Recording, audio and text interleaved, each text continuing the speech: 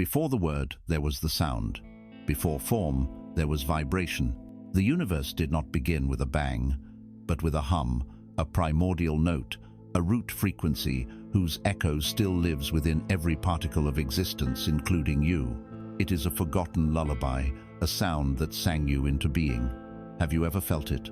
A weight you carry that does not feel like your own. A current of sadness with no name, a flicker of fear with no discernible source, as if they are heirlooms etched not into stone, but into the very marrow of your bones, into the quiet wisdom of your cells.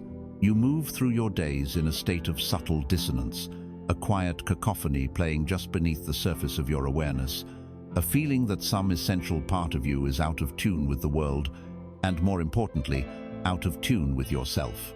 This is the domain of cellular memory. It is not a fiction of the mind, but a living library of the soul, housed within the temple of your body. Every joy that ever broke your heart open, every wound that taught you to close, every whispered promise and every silent scream from generations past, they are not gone. They are archived. They are stored as energetic signatures, resonant echoes in the fluid consciousness of every cell that makes you who you are. These echoes create the rhythm of your life, the unconscious patterns that dictate your reactions, your attractions, and your deepest held beliefs about your own worth. But a library is not meant to be a prison. A song is not meant to be a silent burden. What if there were keys to this library? What if there were ancient, resonant frequencies, a lost scale of attunement capable of unlocking these frozen memories, of speaking the first language that your cells have never forgotten, a language of pure vibration? This journey we are about to embark upon is a voyage into that sound. It is a returning, a retuning of the self to its original harmonious state. It is an invitation to lay down the noise of the world, the static of expectation and failure, and to listen, perhaps for the first time, to the sacred music that you are. Let us not seek to fight the shadows of the past, but to fill them with a sound so pure they have no choice but to become light. The overture is over. The echoes are calling. Step through the door. Just for a moment, beneath the thoughts you are thinking about these words, listen deeper. Can you hear it? A low, persistent hum, a subtle static that runs beneath the surface of your days. It is the baseline frequency of modern life, a quiet dissonance that has become so constant, so familiar, that most of us have forgotten what true silence, what true inner quiet even feels like. This is the cacophony of being. It is the sound of a soul pulled in 1,000 different directions, a spirit trying to hold a single clear note in the middle of a storm of noise. You feel it when you wake up, before your feet even touch the floor. A sense of urgency, a mental list that begins scrolling before your eyes are fully open. It is the phantom vibration of the phone on the nightstand, promising connection but delivering distraction. It is the echo of yesterday's worries and the premonition of tomorrow's demands. This is not a gentle awakening. It is a jolt, a forced entry back into a world that never seems to sleep, a world that demands your energy before you have even had a chance to claim it for yourself. Imagine your inner world as a magnificent orchestra. When you were born, it was perfectly tuned. The violins of your mind were capable of playing melodies of immense creativity and joy. The deep cellos of your heart were resonant with pure, unconditional love. The steady percussion of your body was aligned with the powerful grounding rhythms of the earth, and conducting it all was your truest self, your soul, guiding each section in a flawless symphony of existence. But slowly, insidiously, other sounds began to creep in. The frequency of comparison began to broadcast from glowing screens, a high-pitched, whining note that made your own accomplishments feel small. The heavy, distorted bass of societal expectation began to throb, a relentless beat telling you who to be, what to want, how to look. The chaotic, unpredictable static of the 24-hour news cycle filled the air, a transmission of fear and division that seeped into the spaces between your own thoughts. And so, the orchestra began to lose its way. The conductor, your soul, became harder and harder to hear. The violins of the mind, once joyful, now screech with anxiety, playing a frantic, repeating loop of, what if? What if I fail? What if they leave? What if I am not enough? It is a sharp, unsettling sound that creates tension in your jaw and shoulders. The cellos of your heart, no longer playing the song of love, now emit a low, mournful drone of past hurts, of disappointments, of unspoken grief. It is a heavy sound, one that creates a familiar ache in the center of your chest. The percussion of your body, once aligned with the earth, is now a frantic, pounding war drum. It is the rhythm of adrenaline and cortisol, the beat of fight or flight. A tempo that was only ever meant for short bursts of survival, but has now become the soundtrack to your entire life. It is the sound of exhaustion that no amount of sleep can cure. This is the cacophony. It is not an external problem. It has become an internal state. You walk through your life with this dissonant orchestra playing inside you, and you wonder why you feel so tired. You wonder why you feel a sense of impending doom when, on the surface, everything is fine. You wonder why you feel so disconnected from others, even when you are in a crowded room. It is because you cannot connect with anyone else, not truly when you are disconnected from the music of your own being. We have been taught to mistake this noise for our own identity. We believe the anxious thoughts are who we are. We believe the sadness is our personality. We believe the exhaustion is simply the price of admission to a productive life. We have normalized the dissonance. We have accepted the chaos as the status quo. We have forgotten that this is not our natural state. This is not our factory setting. Have you not felt moments, fleeting as they may be, of the original song? Perhaps it was a moment standing in a forest, the only sound being the wind in the leaves, and for a single breathtaking second, the frantic orchestra in your head went silent.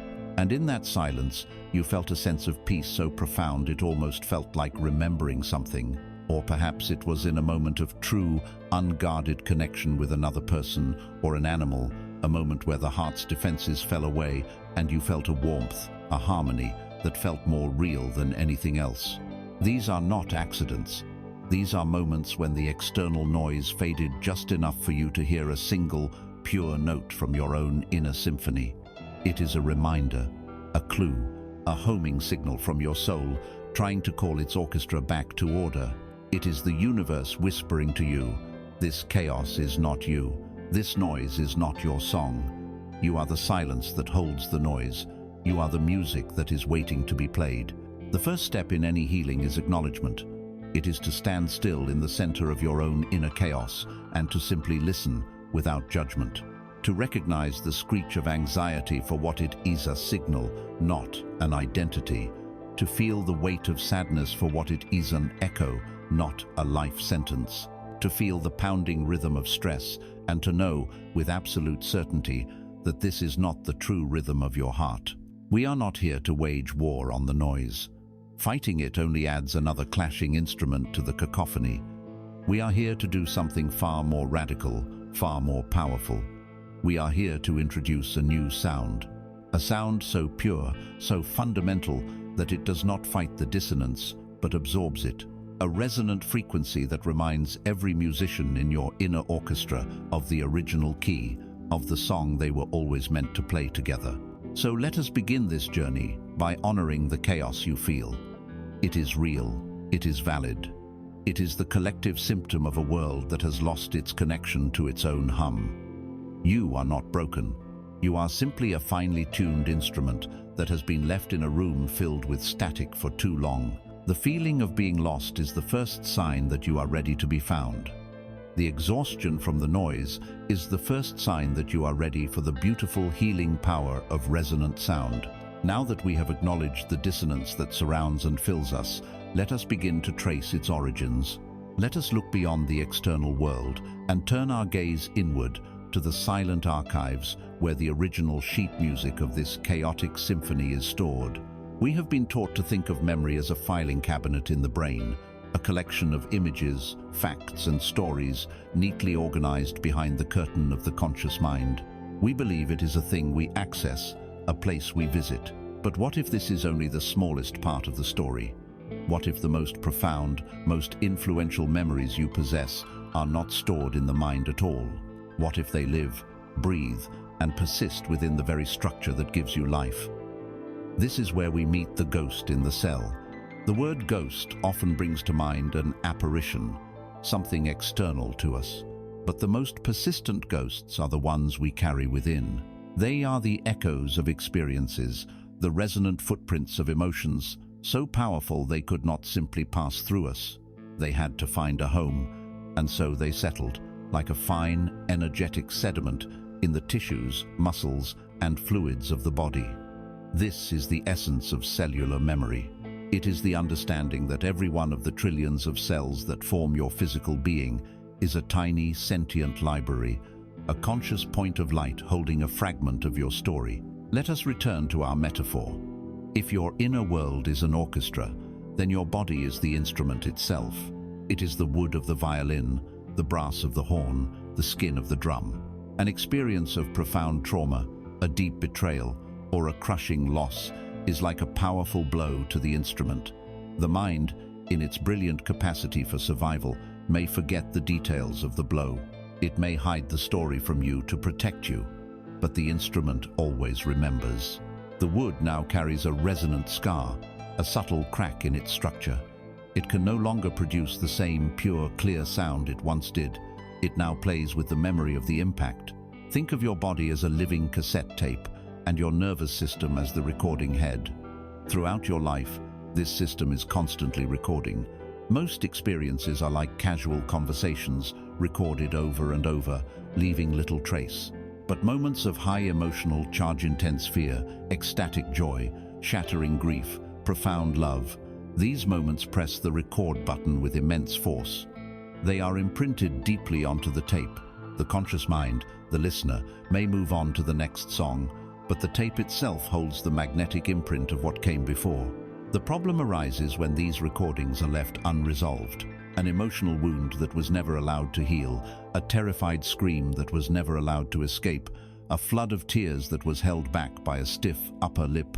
These do not simply vanish. They become energetic knots, loops in the tape that play over and over again on an unconscious level. This is the ghost. It is the silent, looping replay. It is the reason why you might feel a sudden, inexplicable panic in a perfectly safe situation. The ghost in your cells remembers a different time, a time when a similar sight, sound, or smell meant danger. It is the reason why a certain tone of voice can instantly create a knot of dread in your stomach, long before your mind can process why. The ghost remembers that tone from a time when it was followed by pain. It is the reason for that chronic ache in your lower back, or the persistent tightness in your shoulders. These are not just random physical ailments. They are often the physical manifestation of energetic burdens, the somatic memory of carrying a weight that was too heavy for too long. Your body is replaying the sensation of the burden, hoping you will finally hear its message and choose to set it down. I invite you now, in this moment, to become a listener to your own body, not with your ears, but with your awareness. Let your attention drift gently from the crown of your head down to the soles of your feet. Do not search for anything. Do not diagnose. Simply notice, where does the tension live in you? Is it a tightness in your throat, a familiar clenching in your jaw, an emptiness in your chest, or a fire in your belly? Do not name it. Do not judge it. Simply acknowledge its presence. Greet it. See it not as a flaw or a symptom to be eliminated, but as a messenger, a ghost with a story to tell. For years, you have likely been trying to ignore it, to numb it, to power through it. And for years, it has waited patiently, speaking to you in the only language it knows, the language of sensation. It is a communication from a part of you that has been frozen in time, a part of you that is still living a moment from the past. This library within you does not even begin with your first breath. It is a legacy. The tape you carry was not blank at birth. You received it with recordings already on it. This is the deeper, more mysterious layer of cellular memory, the energetic inheritance. You carry the echoes of your mother's unshed tears while she carried you. You carry the frequency of your father's unspoken fears. You are a living tapestry, woven with the threads of your ancestors, their resilience, yes, but also their sorrows, their unresolved traumas, their silent longings. This is why you may sometimes feel a profound sadness that has no root in your own life's events. It is an ancestral ghost, an echo from a generation past, a vibration that has been passed down through the bloodline, seeking resolution. It is not a curse. It is a sacred opportunity. You, in this lifetime, with your growing awareness, have the chance to be the one who finally listens to the story, who feels the feeling, and who, by doing so, liberates not only yourself, but the generations that came before and those that will come after. You can become the one who heals the crack in the instrument for your entire lineage. So we are not just a collection of thoughts and bones. We are a symphony of echoes. We are a walking archive of vibrational history. Every cell is a ghost, and every ghost is a storyteller, and every story is made of energy. This may feel overwhelming, as if you are haunted from within, but it is the opposite. It is the most empowering truth you can embrace. Because if the wound, the ghost, the memory, is a pattern of energy, a frequency of vibration, then it is not solid, it is not permanent. It can be changed. But how? How do we communicate with these ghosts? How do we soothe the resonant scars in the instrument? How do we edit this living tape? We cannot reason with a vibration. We cannot use logic to convince a knot of fear to release itself. We cannot talk a shadow into leaving. We must meet it on its own terms. We must learn to speak its native tongue. And that tongue, the first and most universal language in all of existence, is vibration itself. So, we stand at the threshold of a profound realization. Our bodies are not merely flesh and bone, but living, breathing archives of energetic ghosts, of resonant memories. The question that now hangs in the air, vibrating with its own silent potential, is a simple one. How do we speak to them? How do we begin a conversation with the past that lives in our tissues? The answer is both simpler and more ancient than you can imagine. We do not need to learn a new language. We need only to remember the first one, the mother tongue of the cosmos, the language of vibration. Before the first word was ever spoken, before the first thought was ever formed, the universe existed in a state of pure, resonant energy. Look up at the night sky. The silent dance of the planets, the slow wheeling of the galaxies, the fiery birth and death of stars. This is not silence. It is a symphony of immense, slow vibrations. Look down at the earth beneath your feet, at the chair you are sitting on, at the walls of the room that surrounds you. They feel solid, permanent, still, but travel deep within them, past the molecules and into the heart of the atom, and you will find no stillness. You will find a storm of electrons, a ceaseless, humming dance of energy vibrating at a frequency so dense that it creates the illusion of solidity. Everything, from the farthest quasar to the smallest grain of sand, is singing its own unique song. Now, bring that awareness inside. Every thought that flickers through your mind is not an abstract, weightless event. It is a pulse of energy, a measurable electrical frequency. A thought of gratitude, of love, of compassion creates a smooth, coherent, high-frequency wave. A thought of anger, of resentment, of fear creates a jagged, chaotic, low-frequency wave. These are not metaphors. This is the physics of consciousness. And your emotions. Your emotions are the grand amplifiers. They are the resonance chambers that take the subtle signal of a thought and broadcast it with immense power. A passing thought of fear is a tiny spark.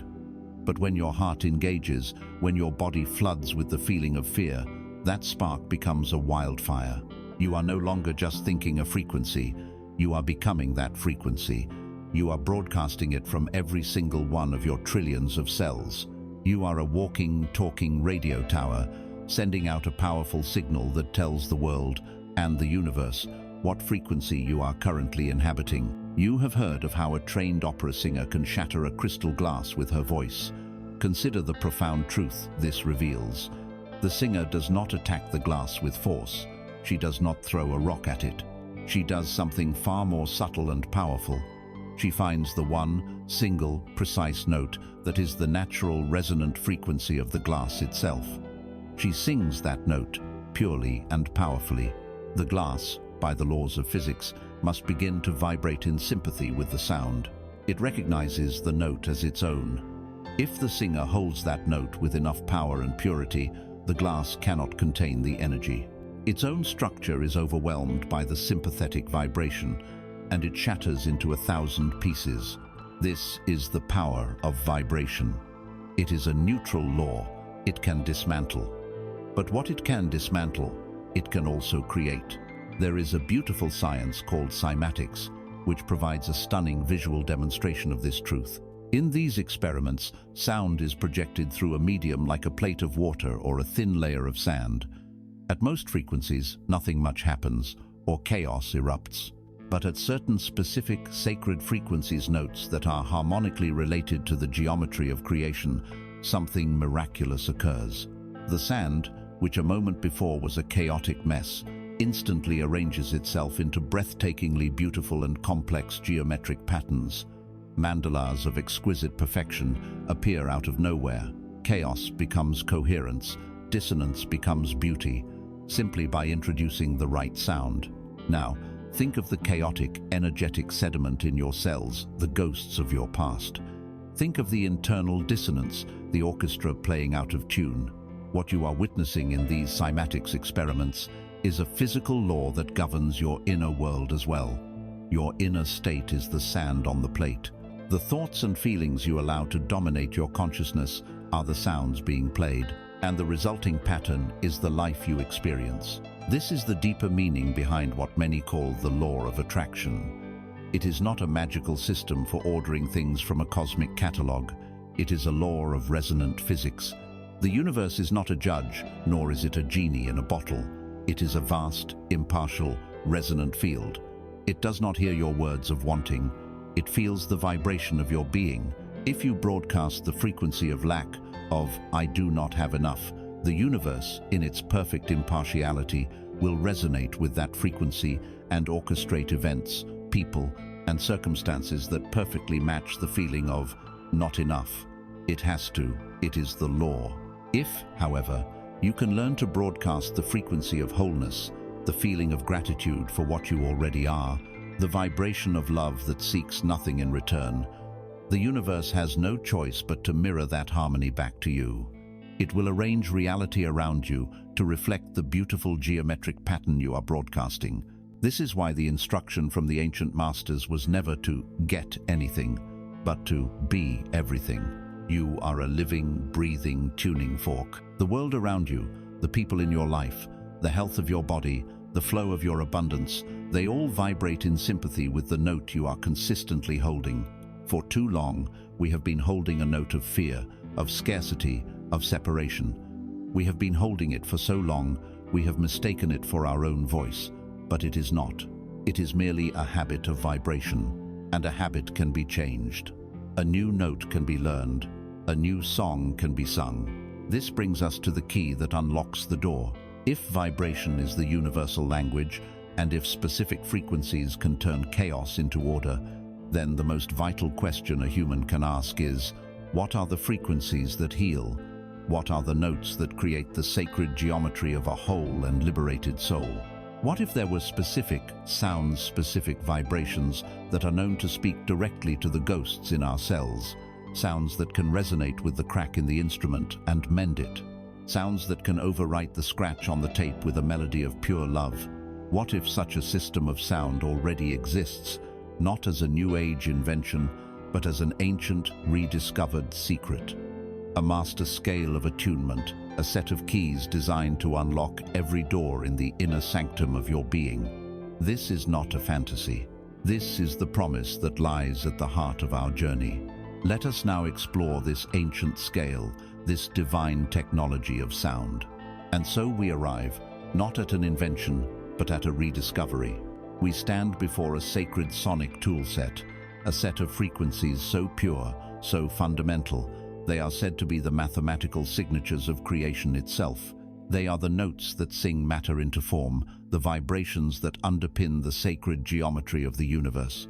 They are known as the Solfeggio Frequencies, and they are the master keys to the language your cells have never forgotten. To understand their power, we must journey back in time, not with our minds, but with our resonant imagination.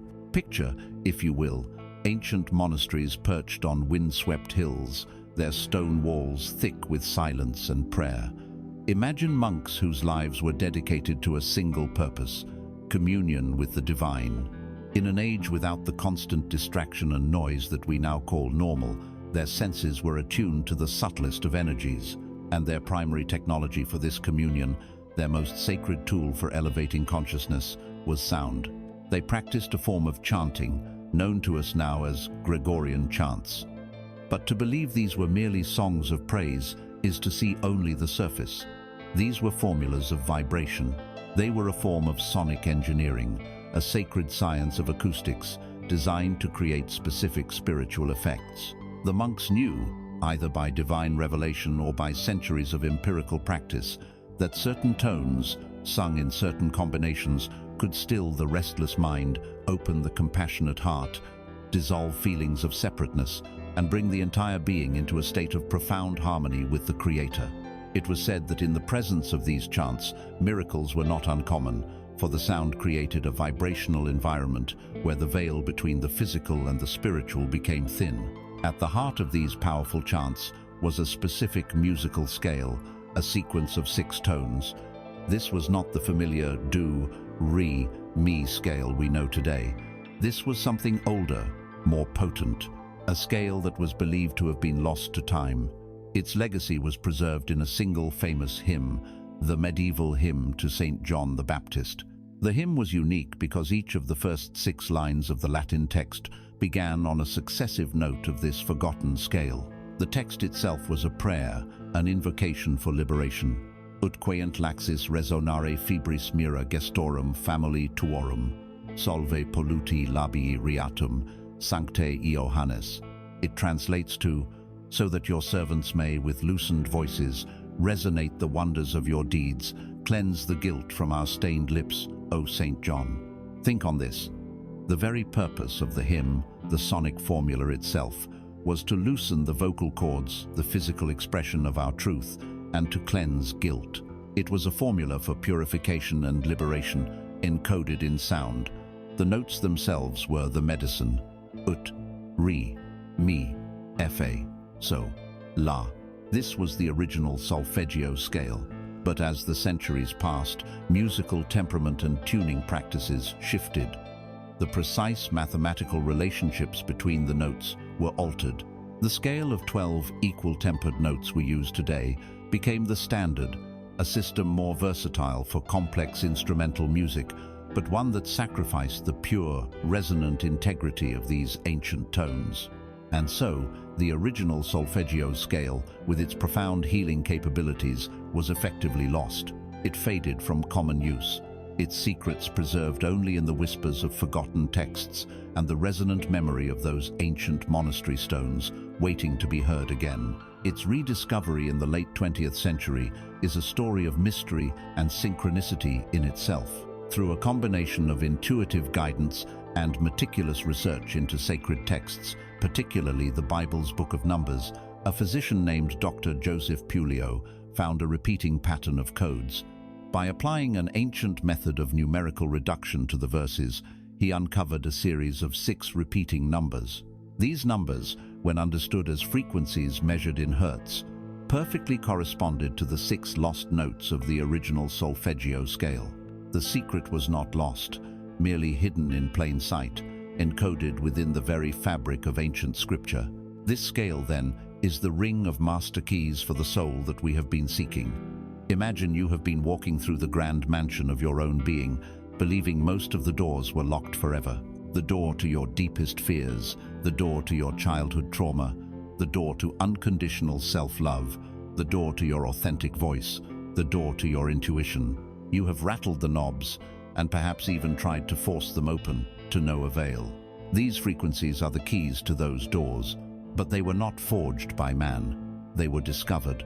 They are the innate resonant frequencies of the locks themselves. Just as the opera singer finds the precise note of the crystal glass, these frequencies are the precise notes of our spiritual and emotional centers. When we apply the right key, the right frequency, the lock does not need to be forced. It recognizes its own sound, and it opens effortlessly. This ancient scale offers us a complete journey of transformation. There is a key to ground you, to resonate with the dense, heavy energy of fear and guilt, and to transform it into the liberated, stable energy of strength. It is the key that unbinds the anchor. There is a key to wash away the past, a liquid sound that facilitates change, undoing knotted patterns of behavior and dissolving the energetic residue of trauma. It is the key that cleanses the slate. And there is the central key, the most famous and revered of all, the frequency of 528 Hz. This is the key that is said to resonate with the very blueprint of life itself, repairing DNA, awakening the heart, and tuning our entire being to the vibration of love and miracles. It is the key that remembers the original song. The journey continues with keys to harmonize our relationships, to awaken our intuition and see through illusion, and finally, to reconnect us with the spiritual order of the cosmos, returning us to a state of oneness. Our journey through this resonant temple does not begin at the top, in the light-filled spires of spiritual connection. It must begin at the foundation. Before we can build, we must clear the ground. Before we can ascend, we must unbind the anchors that hold us down, the invisible weights that keep our souls tethered to the past. The first key we will use is the one that addresses the heaviest, most ancient human burden of all. We will take up the key designed to open the door of fear, and in doing so, begin the sacred work of setting ourselves free. And so we take up the first key. It feels heavy in the hand, solid, grounding. Its frequency is 396 Hz. Its purpose is singular and profound: to liberate us from the twin burdens that form the very foundation of human suffering, fear and guilt. These are the two oldest and heaviest anchors of the soul, the dense, low-frequency energies that keep us moored to a past we cannot change and afraid of a future we have not yet created. Before we turn the key, let us first understand the lock. Let us look at fear not as an enemy, but as a misguided protector. Fear, in its purest form, was a gift. It was the alert guardian that lived in the brainstem of our ancestors, the electrical impulse that screamed danger in the presence of a predator, the jolt of adrenaline that fueled the escape. In that world, fear was a tool for survival. But in our modern world, a world where most threats are perceived rather than physical, this ancient guardian has become overzealous. It has not evolved as quickly as our environment, and so it stands, eternally vigilant, seeing threats where there is only opportunity, seeing danger where there is only the unknown. It is the voice that whispers no when the soul yearns to say yes. It is the cold grip in the stomach that stops you from speaking your truth, from taking a risk, from loving without reservation. And then there is guilt. If fear is the anchor, guilt is its thick iron chain. Guilt is the ghost of a past action, a memory replaying on an endless loop, each repetition reinforcing the belief that we are flawed, that we are unworthy of forgiveness. It is the relentless story we tell ourselves about a past we cannot change. It might be guilt over something we did, or even guilt over something we failed to do. It can also be a deeper, more insidious form. The guilt of the survivor, the guilt of not being good enough, the guilt of feeling responsible for the pain of others. This chain wraps around our hearts, and with every beat, it seems to tighten, reminding us of our perceived unworthiness. These two energies, fear and guilt, resonate deeply with the energetic center at the base of your spine, the root chakra, Muladhara. This is your foundation. It is your connection to the earth, your right to be here, your sense of safety, security, and belonging in the physical world. When this center is clear and balanced, you feel grounded, stable, and secure in your own skin. But when it is clogged with the dense vibrations of fear and guilt, your entire foundation is shaken. You feel perpetually unsafe, ungrounded, like a tree with shallow roots in a storm, easily toppled by the winds of life. Now, let us use our metaphor. Your soul is a magnificent ship, built for exploration, for discovery, for navigating the vast, beautiful ocean of existence. Its sails are woven from your dreams. Its hull is built from your resilience. But early in your voyage, perhaps in childhood, perhaps in a moment of profound loss or shocking betrayal, the anchor of fear was dropped. It plunged deep, hooking itself into the dark, silent seabed of your unconscious mind. The chain of guilt holds it fast. Each link, a self-recrimination, a memory of shame, a whispered, "I am not enough." And so your ship sits, moored in the harbor of the past. It bobs and sways with the tides, but it cannot sail. It sees other ships, their sails full and bright, journeying out toward the shimmering horizon, and it yearns to join them. It pulls and strains against its tether, but feels an invisible, powerful force holding it back. After years of this, the ship begins to believe that the harbor is all there is. It mistakes the anchor's limitation for its own. It mistakes the chain's weight for its own nature. Today, we introduce a new element into this stagnant water. We introduce a vibration, a current of sound that can achieve what brute force never could. I invite you now to find a place of stillness. Feel the weight of your body, a safe and solid vessel. Close your eyes and turn your awareness inward. Take a slow, deep breath, and as you exhale, release the noise of the day. You are the captain of this ship. You are the master of this inner ocean. And in this space, you are completely and utterly safe. Now, let the sound begin. The deep, resonant, grounding tone of 396 Hertz. Do not try to analyze it with your mind. The mind cannot understand this language. Let your body be the listener. Feel the vibration, not with your ears, but with your very cells. Imagine this sound as a warm, deep, ruby-red current flowing gently into the waters around your ship. It is the color of the earth, the color of blood, the color of life itself. It is the frequency of stability and release. As this sound permeates your being, I invite you, gently, to allow an image or a feeling of a specific fear or guilt to arise. Do not go searching for the most terrifying monster in the depths. Simply ask your soul what is ready to be healed, and trust what comes. It may be a vague feeling of anxiety. It may be a specific memory. It may be a person's face. Whatever it is, allow it to be. See it not as an enemy to be slain, but as a tangled, heavy knot of energy, the anchor itself, resting deep below on the seabed. Your task is not to fight the anchor. Your task is not to pull on the chain with frantic effort. That only creates more resistance. Your only task is to bathe it in this sound. Remain as the calm observer, the captain on the deck, and direct the warm, red current of 396 Hertz down into the depths. See the sound waves swirling around the anchor and its heavy chain. This sound is a powerful, energetic solvent. It does not break the chain. It dissolves the rust of guilt that holds the links together. It does not shatter the anchor. It transmutes its dense, heavy, leaden energy, making it lighter, more buoyant, less solid. Hold this image. Breathe. Bathe the fear in the frequency of liberation. Feel the vibration loosening the anchor's grip on the seabed. It does not fight. It simply lets go. Feel the chain of guilt dissolving, link by painful link, not with a clash of metal, but with a gentle sigh of release. The stories of "I am not worthy" and "I am broken" lose their charge. They become just words, their energetic power neutralized by the profound hum of acceptance. And then, with no effort on your part, feel the magnificent, slow ascent. The anchor is rising. It is not being ripped from the depths.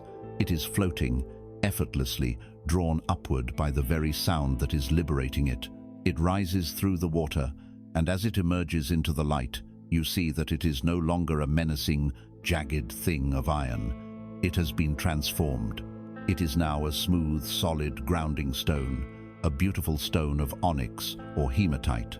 It is brought aboard your ship, not as a weapon, not as a burden, but as a source of wisdom, a reminder of the depths you have known and the strength you have shown. It is no longer an anchor that holds you captive. It is a ballast that gives you stability. Take another deep breath. The ship is free. For the first time in a long time, it is free to move. Feel the subtle shift, the new lightness in your being, the sense of space where there was once constriction. The anchor has been lifted, but the voyage has taken its toll. For a ship that has been stationary for so long, the deck may be cluttered with the debris of old storms. The ropes may be tangled, the sails may be weathered. Lifting the anchor gives us our freedom, but it is only the first step. Now that we are no longer held down, we must learn to clear away the wreckage of what was. to prepare the vessel for the new journey that lies ahead. We must learn the sacred alchemy of turning the flotsam of the past into the fuel for our future. The great anchor of fear has been lifted. The ship of the soul is, for the first time in a long time, free. A quiet joy, a sense of new possibility begins to dawn within you. But as you stand on the deck and look around, you see the evidence of your long confinement. You see the tangled ropes of old attachments, the weathered wood of past disappointments, the salt stains of unshed tears. This is the residue of the past, the energetic debris left behind by the storms you have weathered. To set sail on a new course requires more than just freedom. It requires a vessel that is clean and prepared. And now, we take up the second key. It feels different from the first. It is not heavy and grounding, but fluid and bright, like quicksilver. Its frequency is 417 Hz. This is not a key for unbinding, but for cleansing. It is the key of alchemy, the vibration that facilitates change and dissolves the very structures of negativity. This is the sound that washes the slate clean. Let us first understand what we are cleansing. When we experience a traumatic event, a sudden loss, a harsh criticism, a deep betrayal, it is more than just a bad memory. It is a powerful, energetic event. Imagine a glass of clear water. The trauma is like a drop of dark ink falling into it. The water is now clouded. Even after the initial shock has passed, the ink remains, dispersed throughout the water, staining every part of it. This is energetic residue. It is a subtle vibrational grime that coats our perception, causing us to see the present moment through the murky filter of past pain. This residue is sticky. By the law of resonance, it attracts similar experiences to itself. This is why we so often find ourselves in the same type of painful relationship, facing the same professional setback, fighting the same internal battle over and over again. We are not cursed. We are not doomed to repeat the past. We are simply stuck in a resonant loop, broadcasting the frequency of the old wound and thus calling more of its likeness into our lives. These are the negative patterns that keep us from moving forward. Now, let us turn to our new metaphor. Imagine your inner world. Your psyche is a beautiful, sacred room. It has high ceilings, strong walls, and a solid floor. It is your personal sanctuary. But over the years, without your full awareness, it has become cluttered. In one corner, there is a pile of broken promises, both those made to you and those you made to yourself. In another, a collection of harsh words spoken to you, lying like sharp, jagged stones on the floor. There is a faded photograph of a person you once were, a joyful and trusting self you may feel you have betrayed. There are sealed boxes containing past failures, emanating a low, heavy energy of shame. The air is thick with the dust of old regrets. You have grown so accustomed to the clutter that you barely notice it anymore. You just know that the room feels heavy, dark, and difficult to breathe in. You try to create new things, a new relationship, a new project, but there is no space. You try to feel peace, but the stagnant energy of the room is suffocating. This clutter is the energetic residue of your life. Each object is a block of stuck energy, a pattern that holds you in place. Today, we will not force our way through the mess. We will do something far more elegant. We will turn the key of 417 Hz. This is the act of throwing open the great windows and shutters of this long-closed room, windows you may have forgotten were even there. The sound of 417 Hz is the clear, bright sunlight and the fresh, clean, oxygen-rich air that now pour inside. Let this frequency begin to wash through you. It is a fluid, crystalline sound. It is the vibration of water, the universal solvent. It moves into the cluttered room of your psyche with a gentle, persistent, and undeniable purpose. This frequency is a powerful, energetic cleanser. It does not judge the clutter. It does not recoil from the mess. It simply surrounds each object, each painful memory, each limiting belief, each piece of debris with its clear, flowing vibration. It loosens the grip of stagnation.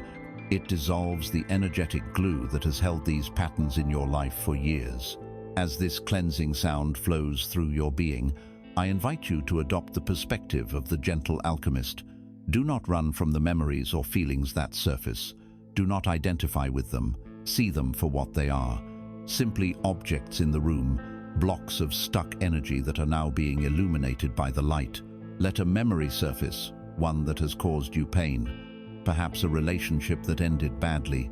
See it not as your failure, but as an object in the room, a withered, dried bouquet of flowers. Perhaps, as the light and sound of 417 hertz surround it, see it for the lessons it taught you, however harsh they were. It taught you about your boundaries. It taught you about your own strength. It taught you what you no longer want. Silently or aloud, speak to this memory. Thank you for the lessons. Your service is complete. I now release you with love. And as you say this, watch as the withered bouquet, under the influence of this powerful frequency, does not burn, but simply dissolves into motes of neutral, shimmering light, which are then carried away on the fresh breeze flowing through the room. Feel the space where it once was. Now, let another object appear. Perhaps it is a limiting belief, like I am not creative or I am not worthy of success. See this belief as a heavy, dull-looking rock in the middle of the floor. You have been walking around it and tripping over it for years. Again, bathe it in the clear sound of 417 hertz. Acknowledge it. Thank you for trying to keep me safe, for trying to protect me from disappointment. But your service is complete. I now release you, and watch as this solid rock, this immutable fact about yourself, begins to lose its density, becoming translucent, and then dissolving completely into pure, clear energy. Do this with anything that arises. A past failure, a moment of deep embarrassment, an old anger. Greet it. Thank it for its role in your story. And with the power of your intention, amplified by the 417 hertz frequency, command its release. This is the alchemy of change. You are not destroying your past. You are transmuting it. You are extracting the wisdom and releasing the pain. You are turning the lead of your suffering into the gold of your freedom. With each release, feel the room becoming lighter. Feel the air becoming clearer and sweeter. Feel the sunlight reaching corners of your soul that have not seen light in decades. Feel the immense space that is opening up inside of you. This is the feeling of your own life force energy, no longer bound to the past, no longer fueling old patterns, returning to you in this present moment. It is the energy of potential, the energy of new beginnings. Take a deep, cleansing breath. The room is now clear. The energetic debris has been swept away. The stagnant air has been replaced with the freshness of possibility. An incredible sense of space and potential now fills your inner world. For the first time, you can see the true architecture of your being, the beautiful walls, the high ceilings, the solid floor. But you may also notice, now that the clutter is gone, some deeper structural issues that were previously hidden. A fine crack in the foundation from a past earthquake of trauma. A fracture in the heartwood of your soul from a devastating loss. Clearing the space was essential. It was the necessary preparation. Now, the true work of restoration can begin. To mend these deep wounds, we cannot simply cleanse. We must rebuild. We need a frequency not of dissolution, but of creation. We need the sound that is said to resonate with the blueprint of life itself. We need the miracle. The inner sanctuary is now clear. The air is fresh with potential, and in this sacred space of newfound clarity, we can perceive the true work to be done. The clutter has been removed, but we may now notice the fine cracks in the walls, the subtle fractures in the foundation left by the earthquakes of our past. To mend these, we need more than a cleanser. We need a creator. We need the sound of restoration itself. We now take up the third key. This one feels different in the hand. It does not feel like solid metal, but like condensed, warm light. It hums with a palpable energy. Its vibration is 528 hertz. It is known by many names, each spoken with a sense of reverence, the frequency of miracles, the love frequency, the tone of transformation. This is the key that does not just open a door, but rebuilds the very frame in which the door is set. This frequency is not an invention. It is a fundamental vibration of the organic world.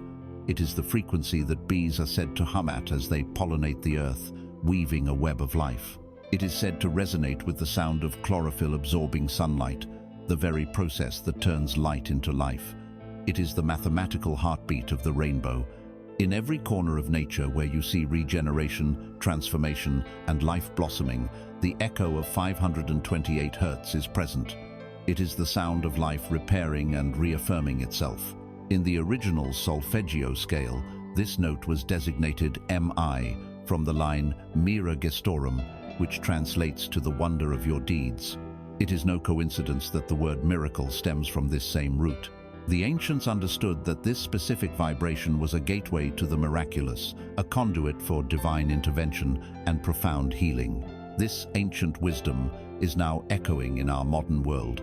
Genetic biochemists, in their search for ways to heal the body at its most fundamental level, have used this very frequency to repair damaged DNA, the very blueprint of our physical existence. They did not invent the tool. They simply rediscovered the key that the mystics have always known existed. The blueprint of life, though it can be fractured by trauma and stress, can also be restored by sound, specifically by the vibration of unconditional love. Let us explore this through our new metaphor. Imagine that at the moment of your conception, every cell, every strand of your DNA was a flawless, crystalline instrument tuned perfectly to the frequency of 528 Hz. This was your original song, the vibration of pure potential, of unconditional love and acceptance from the source. It was the harmonious chord of perfect health and wholeness. Then, life happened. The harsh words, the fears, the disappointments, the toxins in our environment, each was like a careless bump against these delicate instruments, or a sudden drop in temperature, causing them to fall slightly, almost imperceptibly, out of tune. One cell vibrating incorrectly is of no consequence, but trillions of cells, each humming a slightly flat, slightly sharp, dissonant note, create the subtle, pervasive, and chronic state of disease. This is the feeling that something is fundamentally off, a lack of vitality, a vulnerability to illness, a disconnect from joy. The frequency of 528 Hz is the master tuning fork for the orchestra of the self. When you introduce this sound into your energy field, it is not a foreign vibration your body must learn. It is a homecoming. Your cells, your very DNA, remember this sound. It is their native language. Like a string on a violin that begins to vibrate when its own note is played nearby, the crystalline helix of your DNA begins to vibrate in sympathy with the 528 Hz tone. It recognizes its own native frequency and, by the law of sympathetic resonance, it begins to realign its structure. It begins to correct its own errors. It begins to sing its original song once more. For the previous frequencies, our focus was on the foundation and the mind. Now, I invite you to bring all of your awareness from your head down into the very center of your chest, to your heart space. This is the seat of the soul, the altar of love. Place your hand here if it feels right. This is the command center for the frequency of miracles.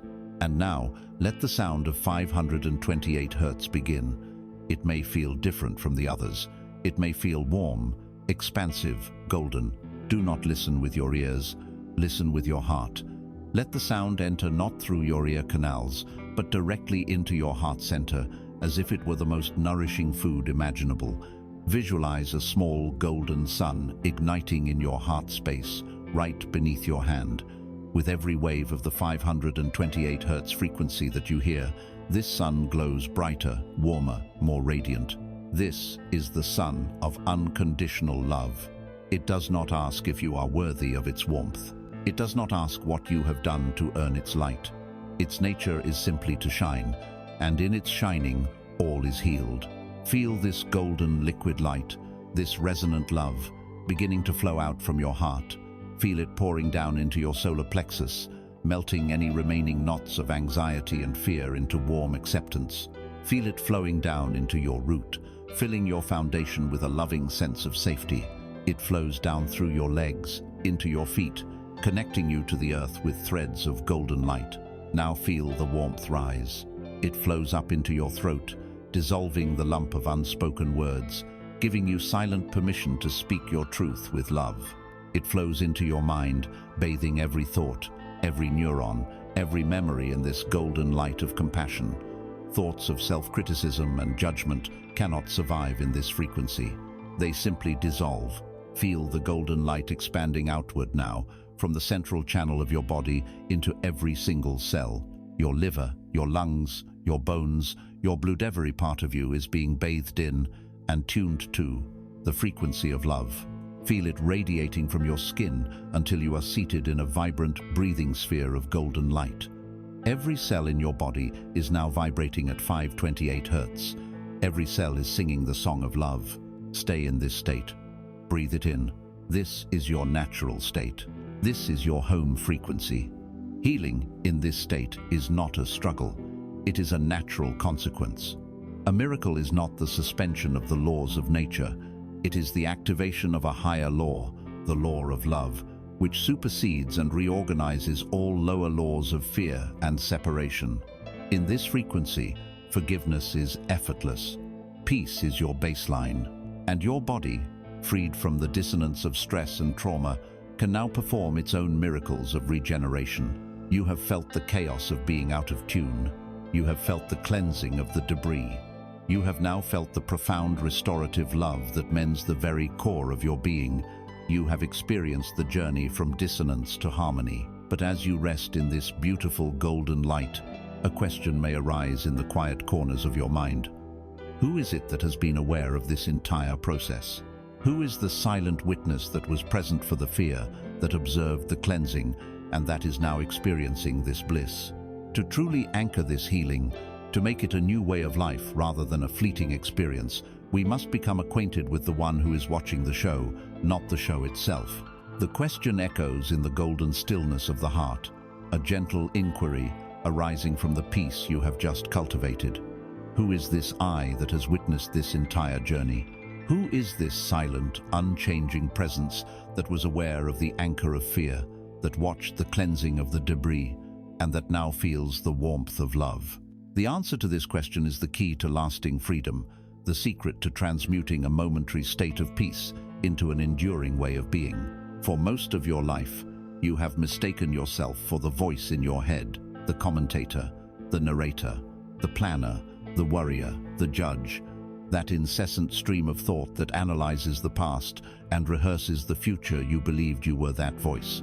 When that voice was happy, you said, I am happy. When that voice was anxious, you said, I am anxious. You identified with it completely. It was the me that you presented to the world and to yourself, but a profound truth has been taught by the sages of every tradition. You are not that voice. The simple proof is that you can hear it. For a thought to be known, there must be a knower. For a voice to be heard, there must be a listener. That knowing, that silent background awareness that is effortlessly present behind the screen of your thoughts, that is closer to who you truly are. It is the awareness, not the thought. It is the consciousness, not its content. Let us use a metaphor that can change your entire relationship with your inner world. Imagine that your thoughts, feelings, and sensations are like clouds moving through the sky. Some are dark and heavy with rain clouds of sadness, anger, or fear. They block the sun and cast a shadow on the landscape. Some are light, white, and wispy clouds of fleeting joy or passing interest.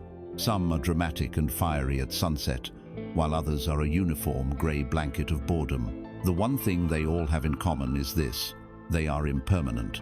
They are weather patterns. They arise, they stay for a while, and they pass away. Now, consider the sky itself. The sky does not fight the storm clouds. It does not try to hold on to the beautiful sunny clouds. The sky does not become the clouds. The sky is the vast, open, silent space that allows all clouds, without exception, to be there. It allows them to come, and it allows them to go. The sky is not personally affected by the weather. Its essential nature, vast, clear, and peaceful, is unchanged whether the weather is stormy or fair. You are not the clouds. You are the sky. To live as the sky is to cease identifying with the weather of your life. It means that when a dark thought cloud of anxiety appears, you no longer say, I am anxious. That statement is a lie. It equates your entire being with a temporary weather pattern. Instead, you practice a small but revolutionary shift in perception. You say, I am aware that a feeling of anxiety is passing through me. Can you feel the difference? In that small shift, you have moved from being the cloud to being the sky that is watching the cloud. You have created space. You have found freedom. Let us practice this now. It is the simplest meditation there is. You do not need to control your breath or chant a mantra. All you need to do is become aware of your own awareness. Close your eyes or simply soften your gaze and let it rest on a single point. Become still. Now, I want you to simply wait for your next thought to arise. Do not try to create one. Just be very still and alert, like a cat watching a mouse hole. Wait and watch for the next thought to pop out. What happened in that moment of intense waiting? You may have noticed a brief gap, a moment of pure silence, of pure awareness, with no thought present. In that gap, you were not the thinker. You were the pure, conscious sky. That is your true home. That is your essence. Now, relax the effort and let your thoughts come and go as they please. But do not get on the train. Do not follow them down their familiar rabbit holes. Stay on the platform of the station and simply watch the trains of thought arrive and depart. As a thought comes, simply label it gently in your mind. A thought about work. A memory from yesterday. A worry about tomorrow. Do not judge it. Do not analyze it. Just notice it, like seeing a cloud float by, and then let it go, returning your attention to the vast, silent sky of your own awareness. You will notice that thoughts are seductive. They will try to pull you in, and they will succeed again and again. You will find yourself lost in a long chain of thought, completely identified with it. The moment you realize this, I have been lost in thought, is a moment of pure grace. In that moment of realizing you have woken up again, you are back in the sky. Do not scold yourself. Simply smile and gently return to watching. You can do the same with emotions. An emotion is simply a cloud with a stronger, energetic charge. A feeling of irritation arises. Instead of becoming an irritable person, you shift to the sky. You say, awareness is noticing a cloud of irritation. Then you feel its energy in your body without judgment. Where is it? In your stomach, your chest, your fists. What does the raw energy feel like? Hot, prickly, buzzing. By observing it as pure sensation, you are no longer possessed by it. You are the sky allowing a thundercloud to pass through, feeling its electricity without becoming the lightning. This practice is the end of suffering. Suffering is not caused by the clouds themselves. Pain, sadness, and fear are natural parts of the human experience. Suffering is caused by unconsciously grabbing onto the clouds and believing you are them. It is the resistance to the weather that creates the pain. When you are the sky, you are untouchable.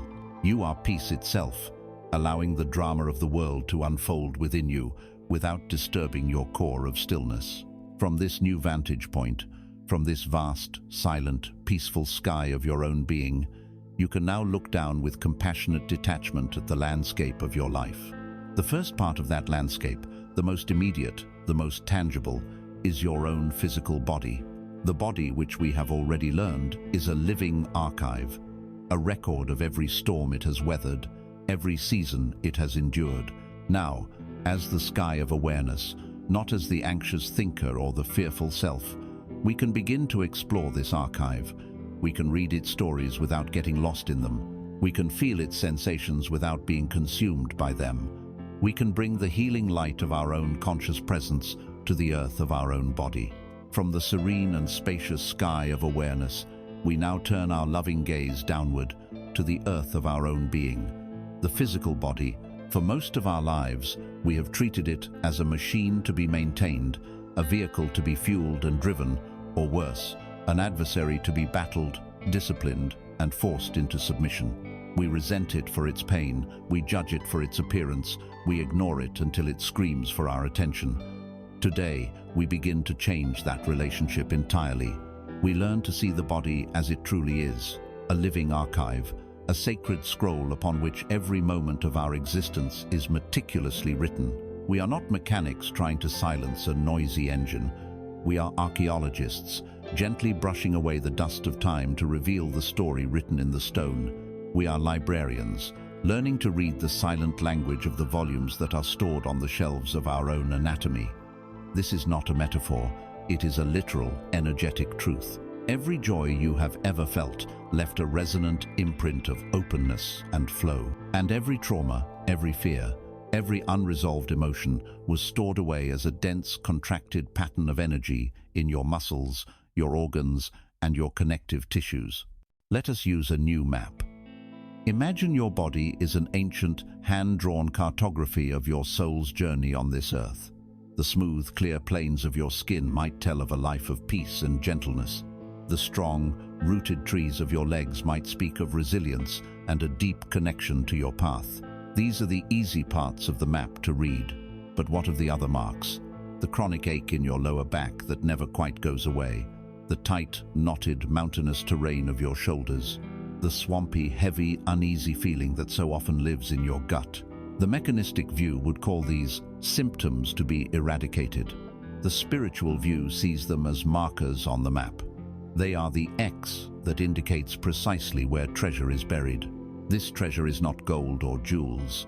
The treasure is a store of your own frozen, unexpressed life force energy. The treasure is a story waiting to be heard, a part of you waiting to be reclaimed and integrated back into the whole. Your pain is not a punishment. It is a guide. It is your soul's cartographer, lovingly pointing the way to the places that are most in need of your presence. Ancient wisdom traditions have long understood this emotional cartography of the body. They knew that certain organs often become the repositories for specific, unresolved emotions. It is said that the lungs, the organs that take in the world and let it go with every single breath, are where we store unresolved grief. A shallowness of breath, a persistent tightness in the chest, a frequent sighs can be the body's memory of a loss it was never allowed to fully mourn, a cry that was never fully cried. The liver, the great detoxifier of the body, often becomes the energetic container for suppressed anger and resentment, frustration that was swallowed down, rage that was deemed unacceptable or unspiritual. It does not simply disappear. It becomes a hot, stagnant, heavy energy, held within the body, sometimes contributing to a feeling of deep, simmering irritability or fatigue. The deep, primal, existential fears, the fears for our survival, for our safety, for our very existence here, often said to be held in the kidneys. That deep, gnawing ache in the small of the back, that feeling of being perpetually drained, can be the physical echo of a soul that feels profoundly unsafe in the world.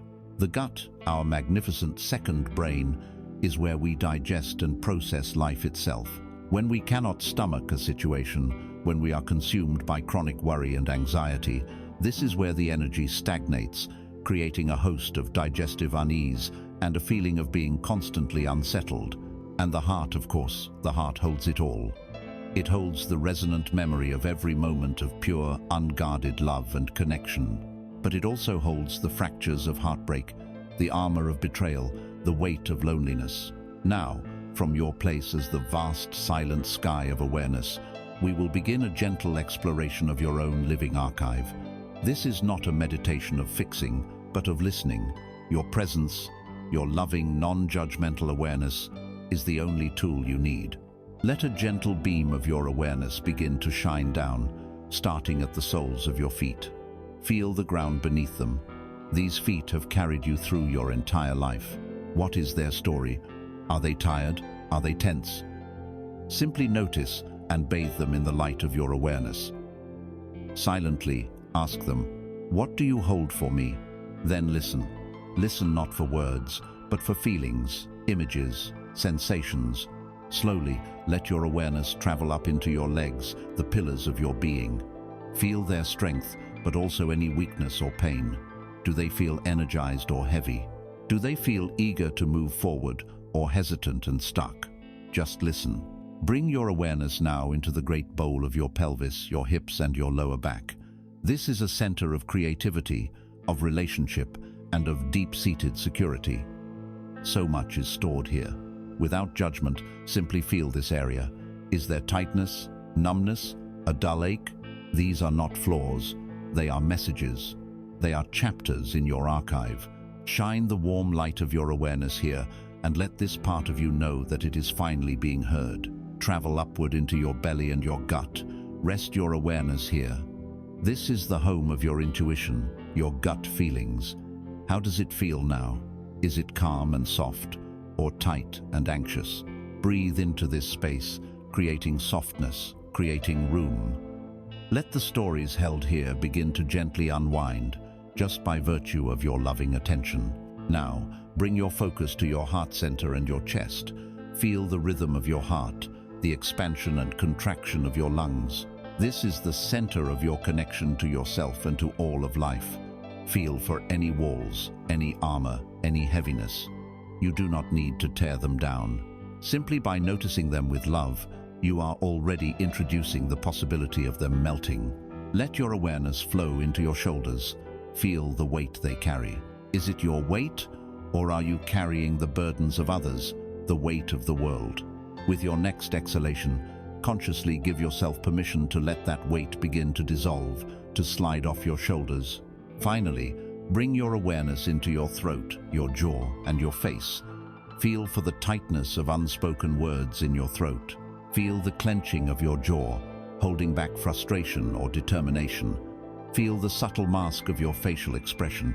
Let it all soften under the gentle gaze of your own presence. You have now created a preliminary map of your own inner landscape. You have identified the territories that hold the stories, the places where the energy is frozen, the locations where the treasure of your own life force is buried. You are the sky of awareness. You hold the healing frequencies, the resonant keys. You now hold the map. What is the missing element? What is the force that directs the healing power of the frequencies to the precise location on the map where it is needed most? It is the focused beam of your will. It is the conscious, loving command of the alchemist. It is the conductor's baton that tells the orchestra of sound exactly where to play its most powerful, healing notes. And so, the trinity of healing is now almost complete. You have reclaimed your sovereign identity as the vast, silent sky of awareness. You hold the resonant keys of the frequencies, the sacred tones that speak the language of your cells. You have charted the living map of your body, identifying the landscapes where old stories and frozen energies are held. All the elements are in place for a profound transformation, except for the one that animates and directs the entire process. This is the catalyst. This is the active principle. This is the element of intention. It is the conductor's baton. Sound, on its own, is powerful.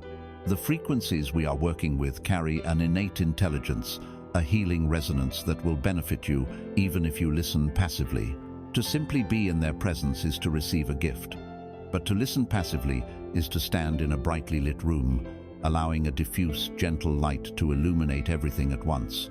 To listen with intention is to gather all of that light and focus it into a coherent, powerful laser beam that can be directed with pinpoint accuracy to the precise point that needs it most.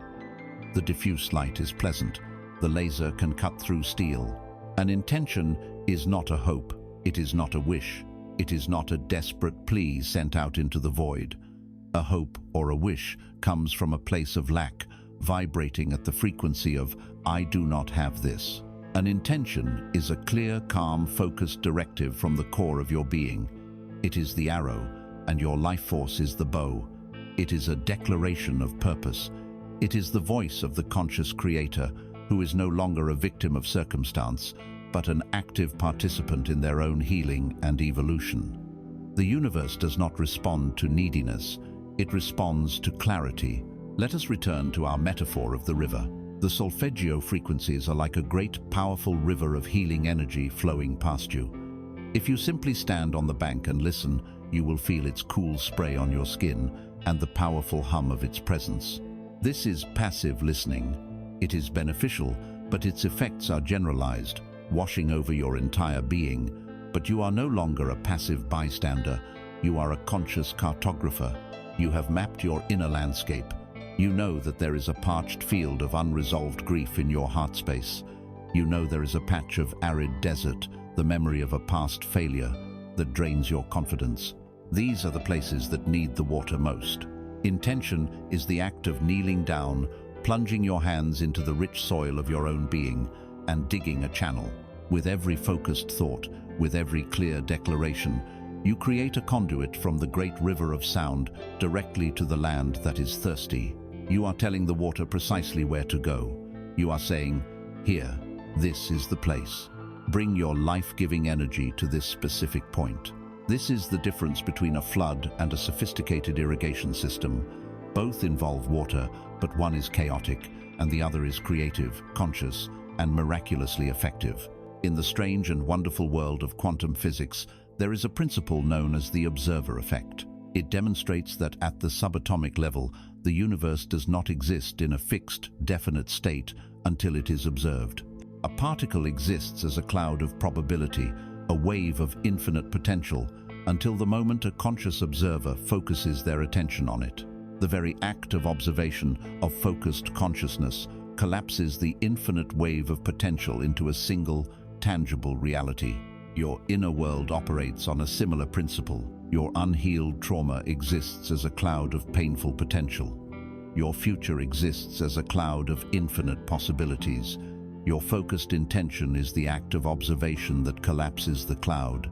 You are choosing which reality to make manifest through the deliberate power of your attention.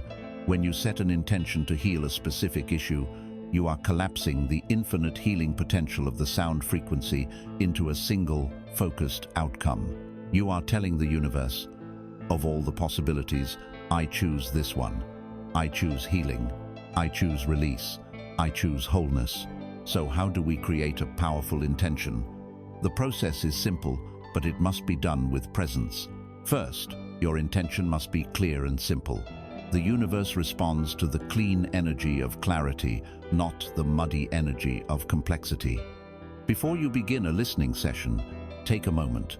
Ask yourself, what is the one thing I most want to address right now?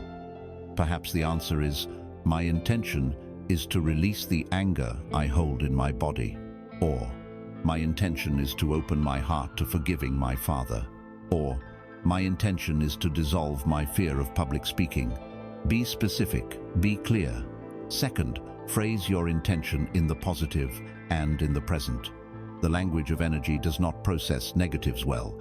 If you say, "I don't want to be anxious anymore," the energy of your focus is still on the word anxious. You are energizing the very thing you wish to release. Instead, you must state what you wish to create.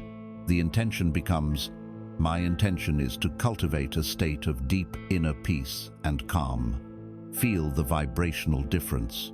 One is a struggle against, the other is an embrace of. Third, and this is the most crucial part, an intention must be married to an emotion. An intention is not just a dry, mental thought. It must be charged with the power of your heart. As you state your intention, take a moment to feel what it would feel like if it were already true. If your intention is to release a burden, take a breath and feel the lightness in your shoulders, the sense of freedom. If your intention is to open your heart, feel the warmth and expansion in your chest. This feeling is the frequency you are broadcasting. The words of the intention are merely the address you are sending it to. The feeling is the power that carries the message. Let this become your sacred ritual. Before you press play, before you settle into the sound, take one conscious moment. Close your eyes. Take a breath. State your clear, positive intention silently in your mind. My intention is to use this sound to heal the memory of betrayal. Then, generate the feeling. Feel the peace of resolution. Feel the wholeness of a mended heart. Hold that feeling for just a few seconds, and then let it go. Release it. Surrender. Trust that the sound, now encoded with your specific directive, knows exactly what to do. You have given the orchestra its sheet music and pointed the baton. Now, simply allow the symphony to play. You are now the conductor. You stand before the orchestra of your own being, holding the resonant score of the frequencies and the powerful silent baton of your focused will. You have learned to direct this incredible power inward, to mend the instrument, to clear its passages, and to retune its strings. Now, we will learn to radiate this power outward. Our lives are not lived in isolation. We are woven into a vast, intricate tapestry of connection with others, our partners, our families, our friends, our colleagues. These connections are energetic threads, conduits of love and communication, but like any thread, they can become tangled, frayed, or even broken by misunderstanding, conflict, and hurt. With the power of sound, guided by the focused beam of our intention, we can begin to mend these sacred threads. We can start to heal not just ourselves, but the resonant field between us and the world. With the conductor's baton of intention now firmly and knowingly in your grasp, you are no longer just an instrument being played upon by the world. You are the musician, an active co-creator of your reality. Having learned to direct the healing power of sound and will inward to cleanse and retune the instrument of the self, we now turn our attention to the symphony of our lives, the beautiful and often complex music of our relationships. We are not islands. We are fundamentally relational beings, woven into existence through a vast, intricate tapestry of connection. Our greatest joys and our deepest sorrows are almost always found in the mirror of another person. It is in our relationships that our unhealed wounds are most often triggered, and it is also where our capacity for love is most profoundly expressed. This is where we take up the next key. Its frequency is 639 Hz. It feels warm, soft, and embracing. This is the sound of harmony, the frequency of connection, the vibration that mends the sacred space between hearts. To understand how this works, we must first shift our perception of what a relationship is. A relationship is not just a collection of shared memories and conversations, it is a third entity. It is a living, energetic field created between two people. When a relationship is healthy, this field is bright, flowing, and coherent. Communication is easy, empathy is natural, and love flows freely between the two beings, nourishing both. When there is conflict, misunderstanding, or resentment, this energetic field becomes dense, chaotic, and filled with static. Communication breaks down. Each person feels unheard and unseen. Love, though it may still be present, is blocked by the dissonance in the field. The conventional approach is to focus on who is right and who is wrong, a battle of egos that only adds more static to the field. The energetic approach is to understand that the field itself is simply out of tune. By introducing a harmonizing frequency, we can heal the space between us, creating the possibility for a new kind of interaction to emerge. Imagine that from your heart center, luminous threads of light extend to every person who has played a significant role in your life. A brilliant golden thread to your mother, a strong silver thread to a cherished friend, a complex multicolored thread to a romantic partner. In a state of love, these threads are bright, supple, and vibrant, transmitting energy and information flawlessly. Now, visualize what happens in conflict. A harsh word spoken in anger is like a knot being pulled tight in the thread. A lingering misunderstanding is like the thread becoming tangled and twisted. A betrayal is a deep fraying of the cord, a severing of its fibers that weakens the entire connection. Over time, our most difficult relationships become a dense, painful tangle of knotted light, so complex we despair of ever untangling it. The frequency of 639 Hz is like a gentle, loving pair of hands, guided by the light of your intention. It does not approach the knot with force, which would only pull it tighter. Its vibration is a soothing, resonant balm. It surrounds the hardened fibers of resentment and misunderstanding, making them soft and pliable once more. It is the sound of empathy, of seeing the other's perspective, and it is this energy that allows the knots to be gently, patiently, and almost magically loosened and undone. It is vital to understand that this work is not about changing the other person. You are not sending energy to force them to agree with you or to magically erase their own feelings. That would be a violation of their free will. The work is to heal your contribution to the energetic field. You are cleaning your side of the energetic street. By introducing the frequency of harmony and connection into the space between you, you are raising the vibration of the entire relationship field. You are creating a more fertile ground for understanding and forgiveness to grow. You are inviting harmony, not demanding it. Let us begin this sacred practice. Bring your awareness back to your heart center, the source of all connection. Take a few deep, calming breaths. Now, I invite you to bring to mind a person with whom you have a challenging, complex, or broken relationship. Perhaps it is a family member, a former friend, or a partner. Choose someone where you feel a genuine desire for peace, even if your mind tells you it's impossible. In the safe sanctuary of your mind's eye, visualize yourself in a beautiful, peaceful space, a quiet garden, a serene temple, a beach at dawn. Now, with love, invite the higher self, the soul essence of this other person, to appear, sitting or standing opposite you. See them whole, radiant, and peaceful. In this sacred, energetic space, all conflict is suspended. There is only a desire for resolution. Now, bring your awareness to the energetic cord, the thread of light that connects your heart to theirs. See it honestly, without judgment. Is it tangled and dark? Is it thin and weak? Is it covered in prickly barbs of anger? Just observe it with compassion for the journey you have both been on. Now, let the harmonizing, gentle sound of 639 Hertz begin to fill this sacred space.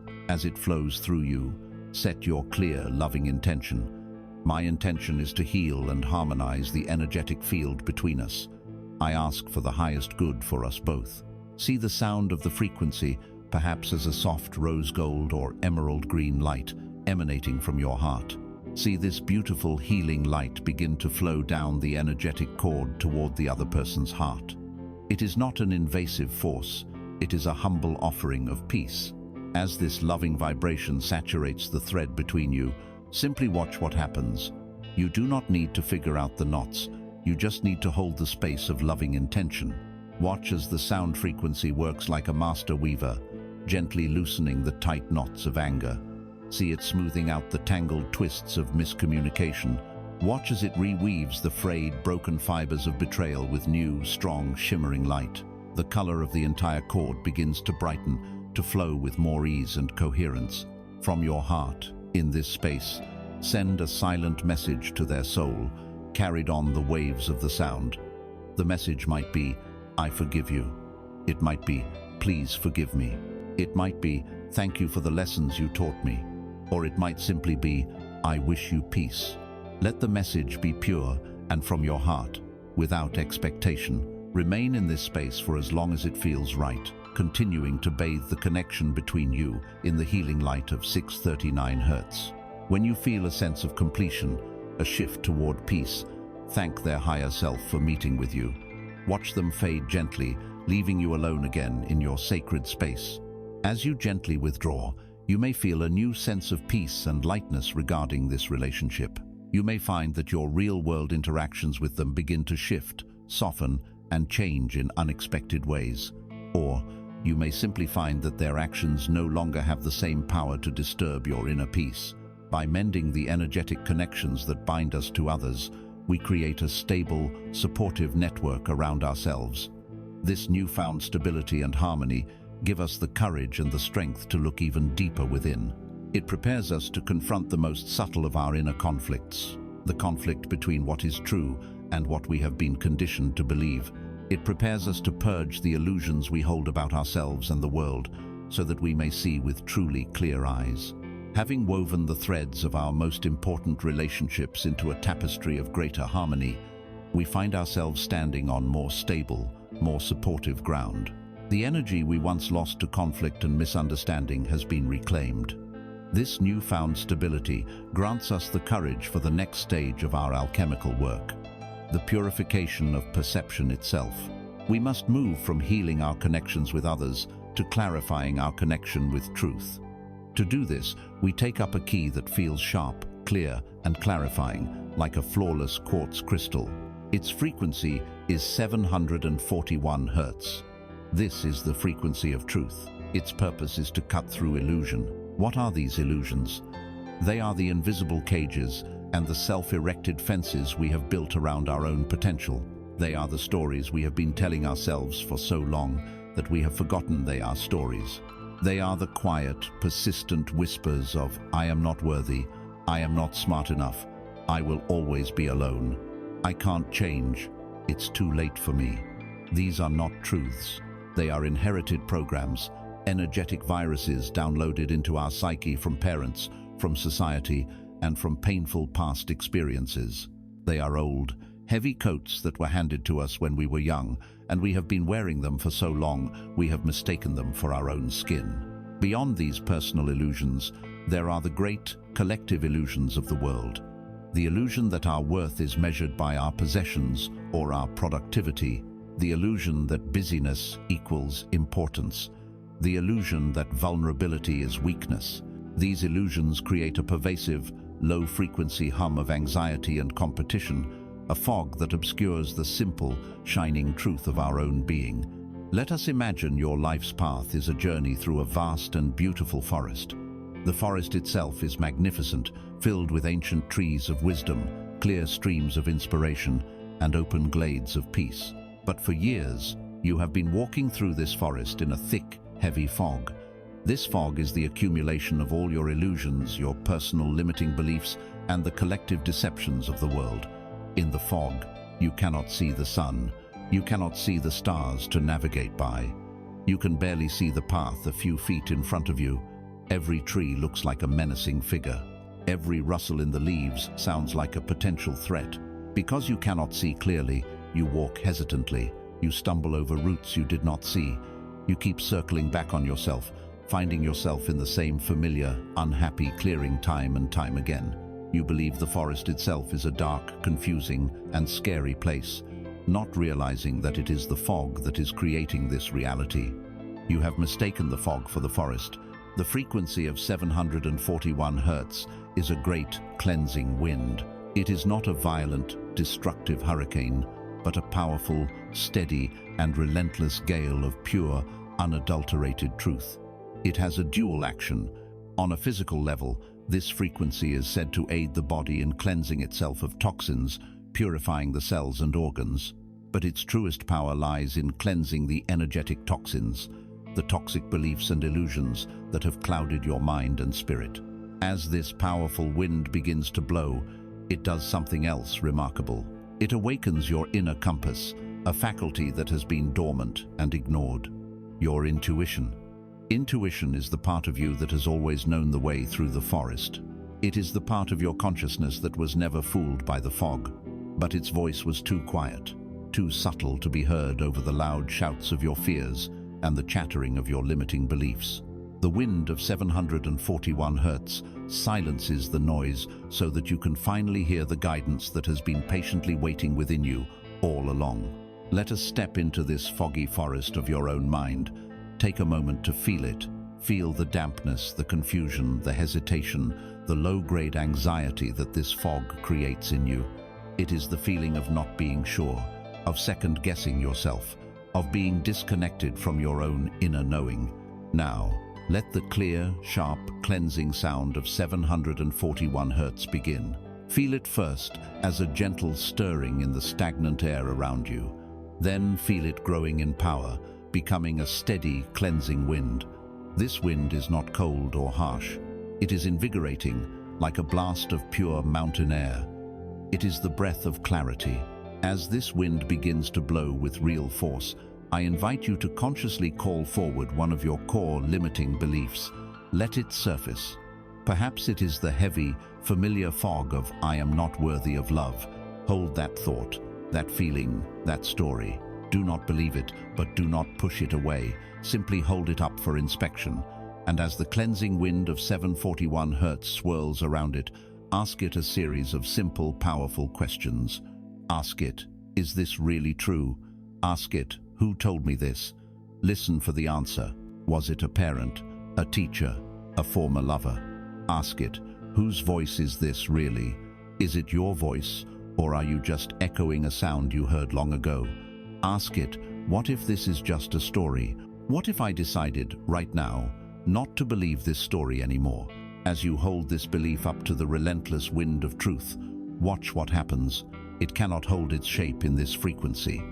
The fog of "I'm not worthy" begins to shred at the edges. It thins out, becomes translucent. The story loses its emotional charge, its power over you. It is seen for what it is, just a collection of words, an old vibration, a patch of fog, and the wind carries its tattered remnants away, dissolving them into nothingness. In its place, for the first time, you see a patch of clear blue sky above. Let us try another. Call forward the belief that says, I am not capable of achieving my dream. It feels so real, so solid, so practical. But hold it up in the wind. Ask it. Says who? Ask it. What if my past failures were not proof of my incapacity, but lessons preparing me for success? Feel the wind of 741 hertz, blowing away the excuses, the justifications, the logical reasons why you cannot succeed. Watch as this dense, grey wall of fog thins and dissipates, revealing more of the clear sky, more of the true path ahead. As the fog clears more and more, you begin to feel something you haven't felt in a long time, the warmth of the sun on your skin. This is the sun of your own inner truth, the light of your higher self. It was always there. The sky was always blue. You just couldn't see it for the fog.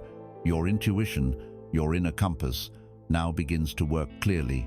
You feel a sense of direction, a simple knowing of the next right step. The fear of the unknown dissolves, replaced by a curiosity to explore. The forest that you can now see is beautiful and filled with wonder. The wind has subsided. The fog has cleared. You stand now in a forest bathed in the brilliant, honest light of truth. The path ahead is no longer obscured. You can see where you have been, the confusing circles you walked in, and you can see where the path leads. No, it leads upward, toward the sunlit mountaintop, toward a higher perspective.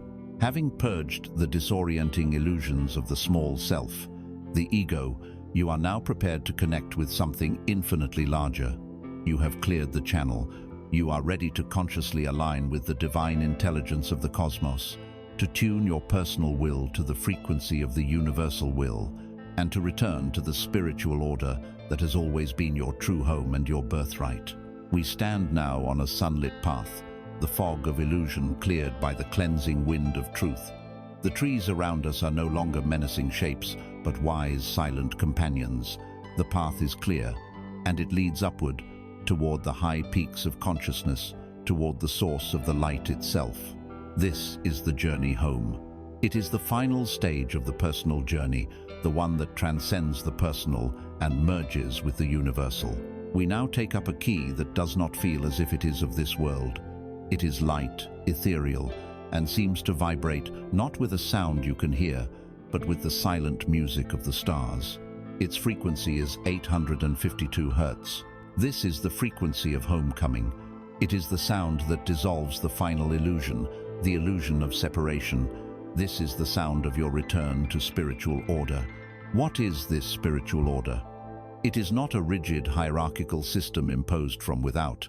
It is the divine, intelligent, loving pattern that is intrinsic to the cosmos. It is the perfect, silent unfolding of a rose.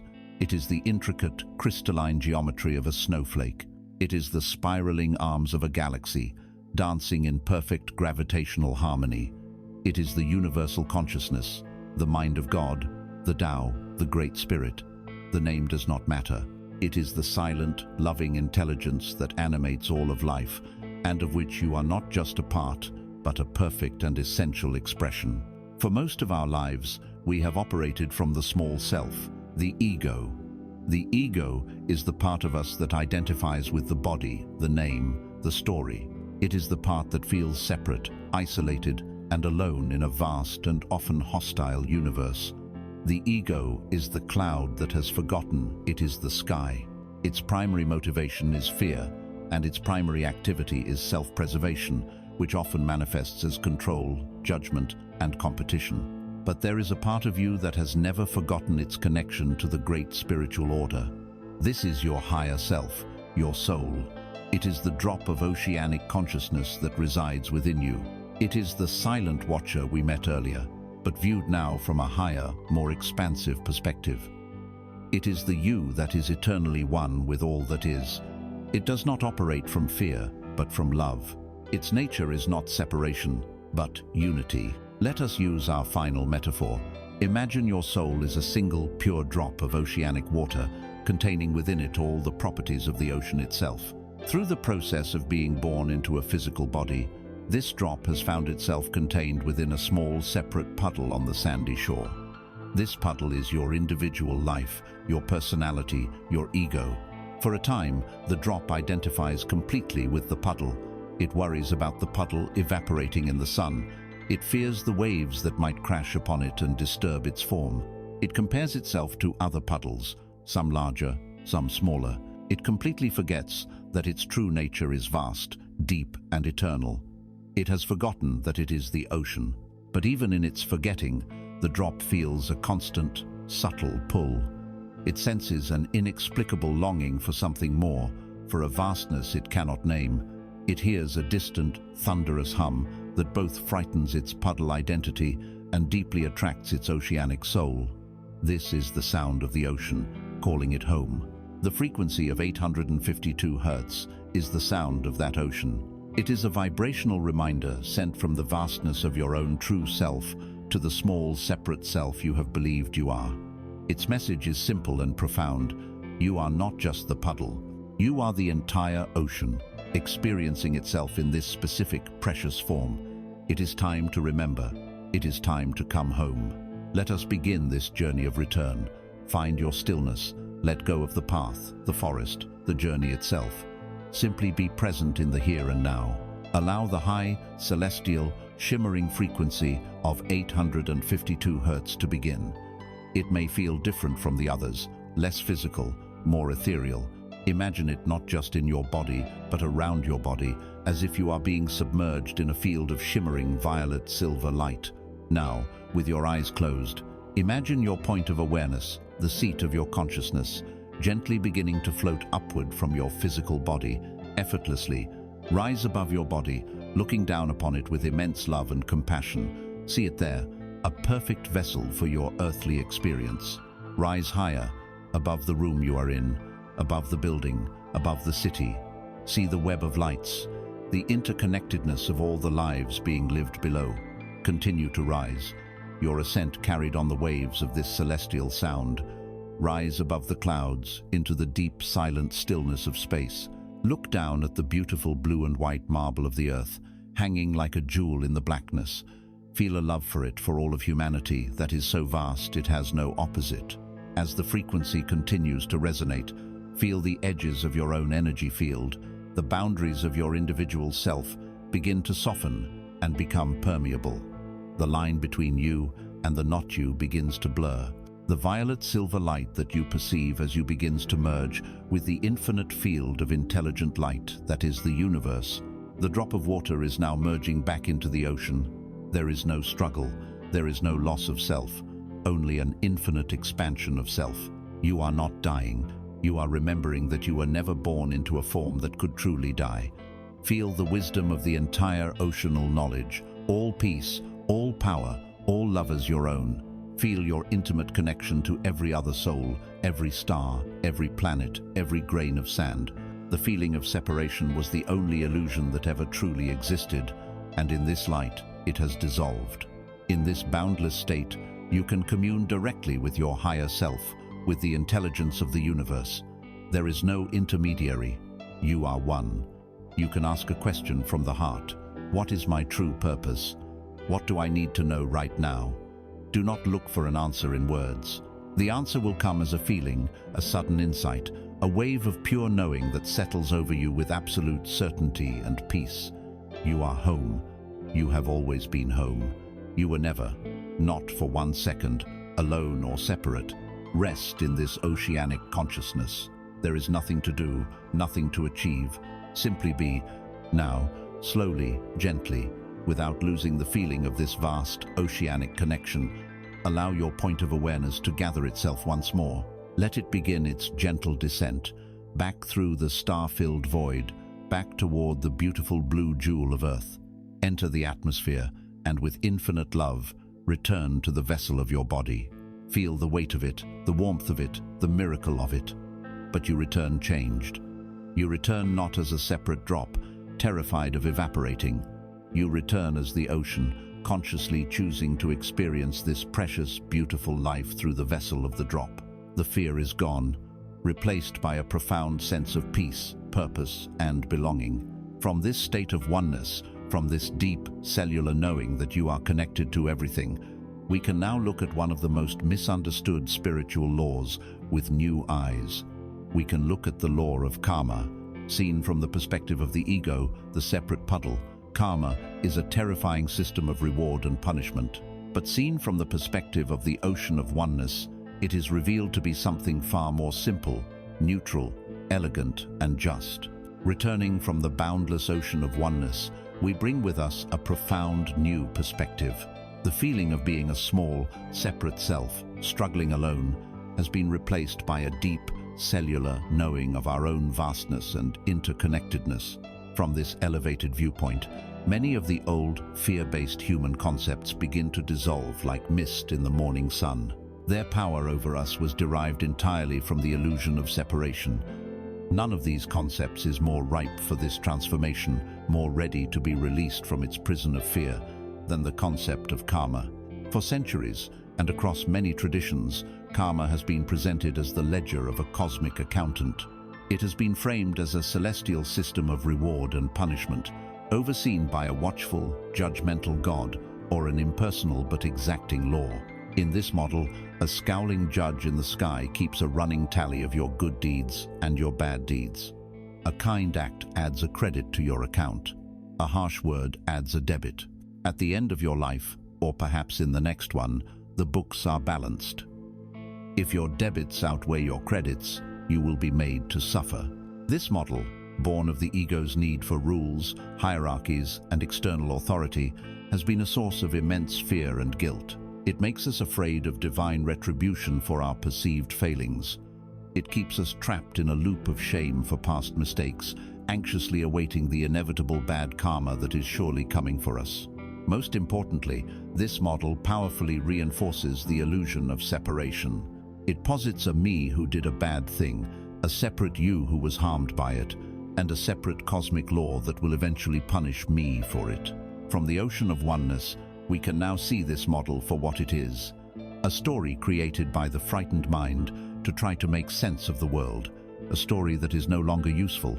Let us now discard this old map and look at the territory with clear eyes.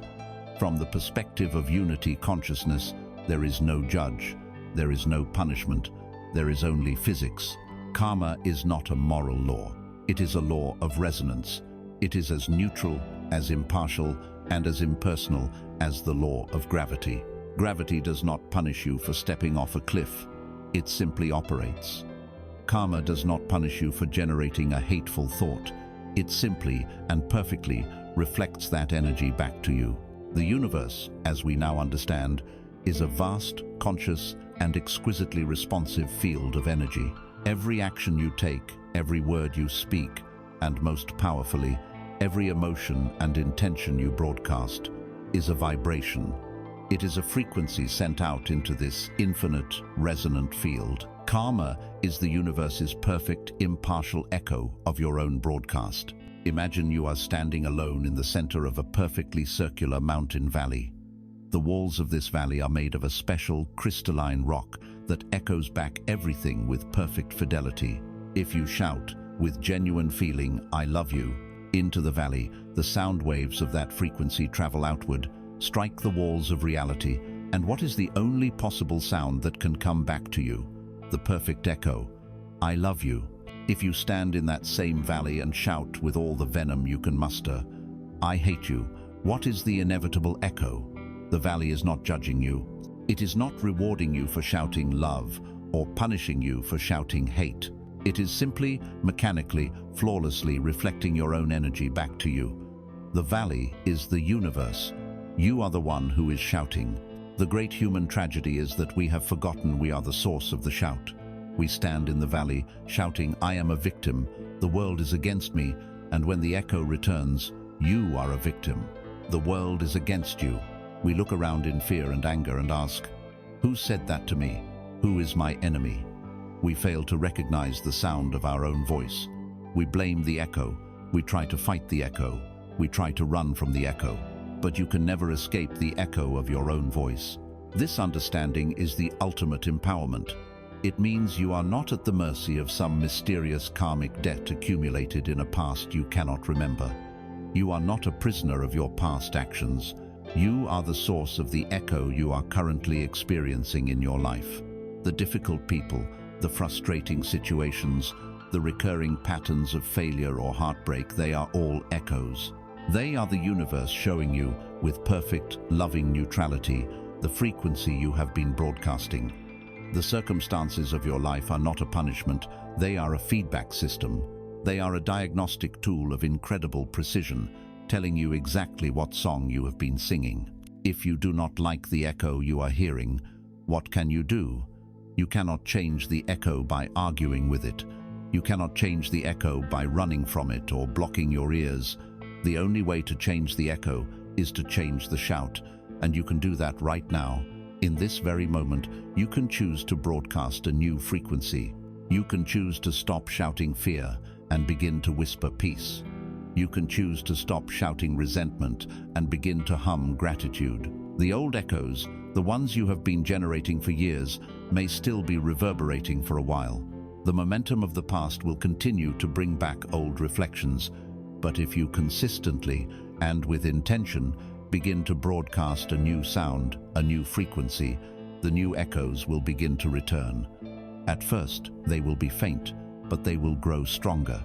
Eventually, the powerful, clear, beautiful echo of the new song you are singing will completely override the fading echoes of the old one. You can, and you will, change your reality by changing your vibration. The consequence of an action is not some future punishment. It is the immediate experience of the energy of that action within your own being. The moment you generate a feeling of love, you are the first to be filled with the warmth of love. The reward is inherent in the act itself. The moment you generate a feeling of hatred, you are the one who feels the corrosive poison of hatred in your own body. The punishment is inherent in the act itself. The universe simply mirrors your inner state back to you as outer circumstance, so that you may see it more clearly. We see now that we are living in a valley of our own echoes. Often, we are caught in a destructive feedback loop. An echo of an old anger comes back to us in the form of a difficult person. We mistake this echo for a new, original attack, and so we shout with fresh anger back at them, creating a powerful new echo of anger that will surely return to us in the future. How do we break this cycle? How do we stop the endless, exhausting reverberation of past hurts and fears? We do it through an act of supreme conscious power, an act that seems illogical and weak to the ego, but is the highest and most powerful wisdom to the soul. We choose to not shout back. We allow the angry echo to return, and we meet it with silence. We meet it with understanding. We meet it with compassion. We choose to let the echo wash over us and die out without creating a new one. This divine act of conscious non-reaction, this breaking of the karmic cycle, is called forgiveness. We stand in the valley of echoes, and we have made a revolutionary decision to not shout back, to meet the returning echo of past pain not with new anger, but with conscious silence, with a quiet and knowing presence. This sacred silence, this conscious absorption of a returning karmic echo, is the space where forgiveness is born. Forgiveness is the sound of the cycle breaking. It is the final, definitive word in an argument that has been raging for years, and that word is enough. Of all the spiritual concepts we explore, none is more misunderstood and more resisted by the ego than forgiveness. So let us first be ruthlessly clear about what forgiveness is not. Forgiveness is not saying what you did was okay. It is not condoning harmful behavior. It is not forgetting the wound or pretending it didn't happen. To do so would be an act of self-betrayal, not healing. Forgiveness is not a gift you give to the person who hurt you. They may never know of your inner process. They may never change. They may never apologize. To wait for their apology before you allow yourself to feel peace is to give them the keys to your prison and hope they will one day decide to let you out. And most of all, forgiveness is not weakness. The ego, the part of you that thrives on grievance and identifies with its wounds, will tell you that forgiveness is weak. It will insist that holding onto a grudge is a sign of strength and self-respect, a way of holding the other person accountable. This is the greatest lie the ego tells to keep itself in power. To hold on to resentment and anger is to volunteer to drink a vial of poison every single day, and then wait for the other person to die. The only one being poisoned is you. Forgiveness, then, is a profoundly selfish act in the highest and most sacred sense of the word. It is an act of radical self-love. It is a declaration of energetic sovereignty. It is you finally deciding that you will no longer allow an event from the past to contaminate the sacred space of your present moment. It is you deciding to take your power back. As long as you are locked in resentment, you are energetically chained to the person or situation that hurt you. Your precious life force, your attention, your focus is constantly flowing from you in this present moment back to a moment in the past, fueling the memory, keeping the wound fresh. Forgiveness is the act of taking a sharp, gleaming pair of energetic scissors and cutting that chain, calling all of your power, all of your life force, all of your light back to yourself, right here, right now. Let us use a metaphor. Imagine that the resentment you hold is a burning hot coal. Someone from your past, a parent, a lover, a friend threw this coal at you. It struck you and it hurt you deeply. That was the original wound. But now the event is over. That person may be long gone from your life. And yet you are the one who has picked up that hot coal and are now clutching it tightly in the palm of your hand. It is searing your flesh. Its acrid smoke is filling your lungs. Its intense heat is the constant, simmering anger that consumes your energy and colors your perception of the world. You hold on to it, perhaps thinking, I will not let go of this pain until they see how much it burned me. I will not give them the satisfaction of my peace. But look around, they are not here. They cannot feel its heat. You are the only one being burned. Forgiveness is the simple, brave, and deeply intelligent act of opening your hand, of consciously uncurling your fingers one by one and just letting the coal drop. The initial pain of its touch may linger for a while as a memory, but you are no longer actively burning yourself. You have chosen to stop participating in the pain. You have chosen freedom. This process cannot be forced. The ego will resist.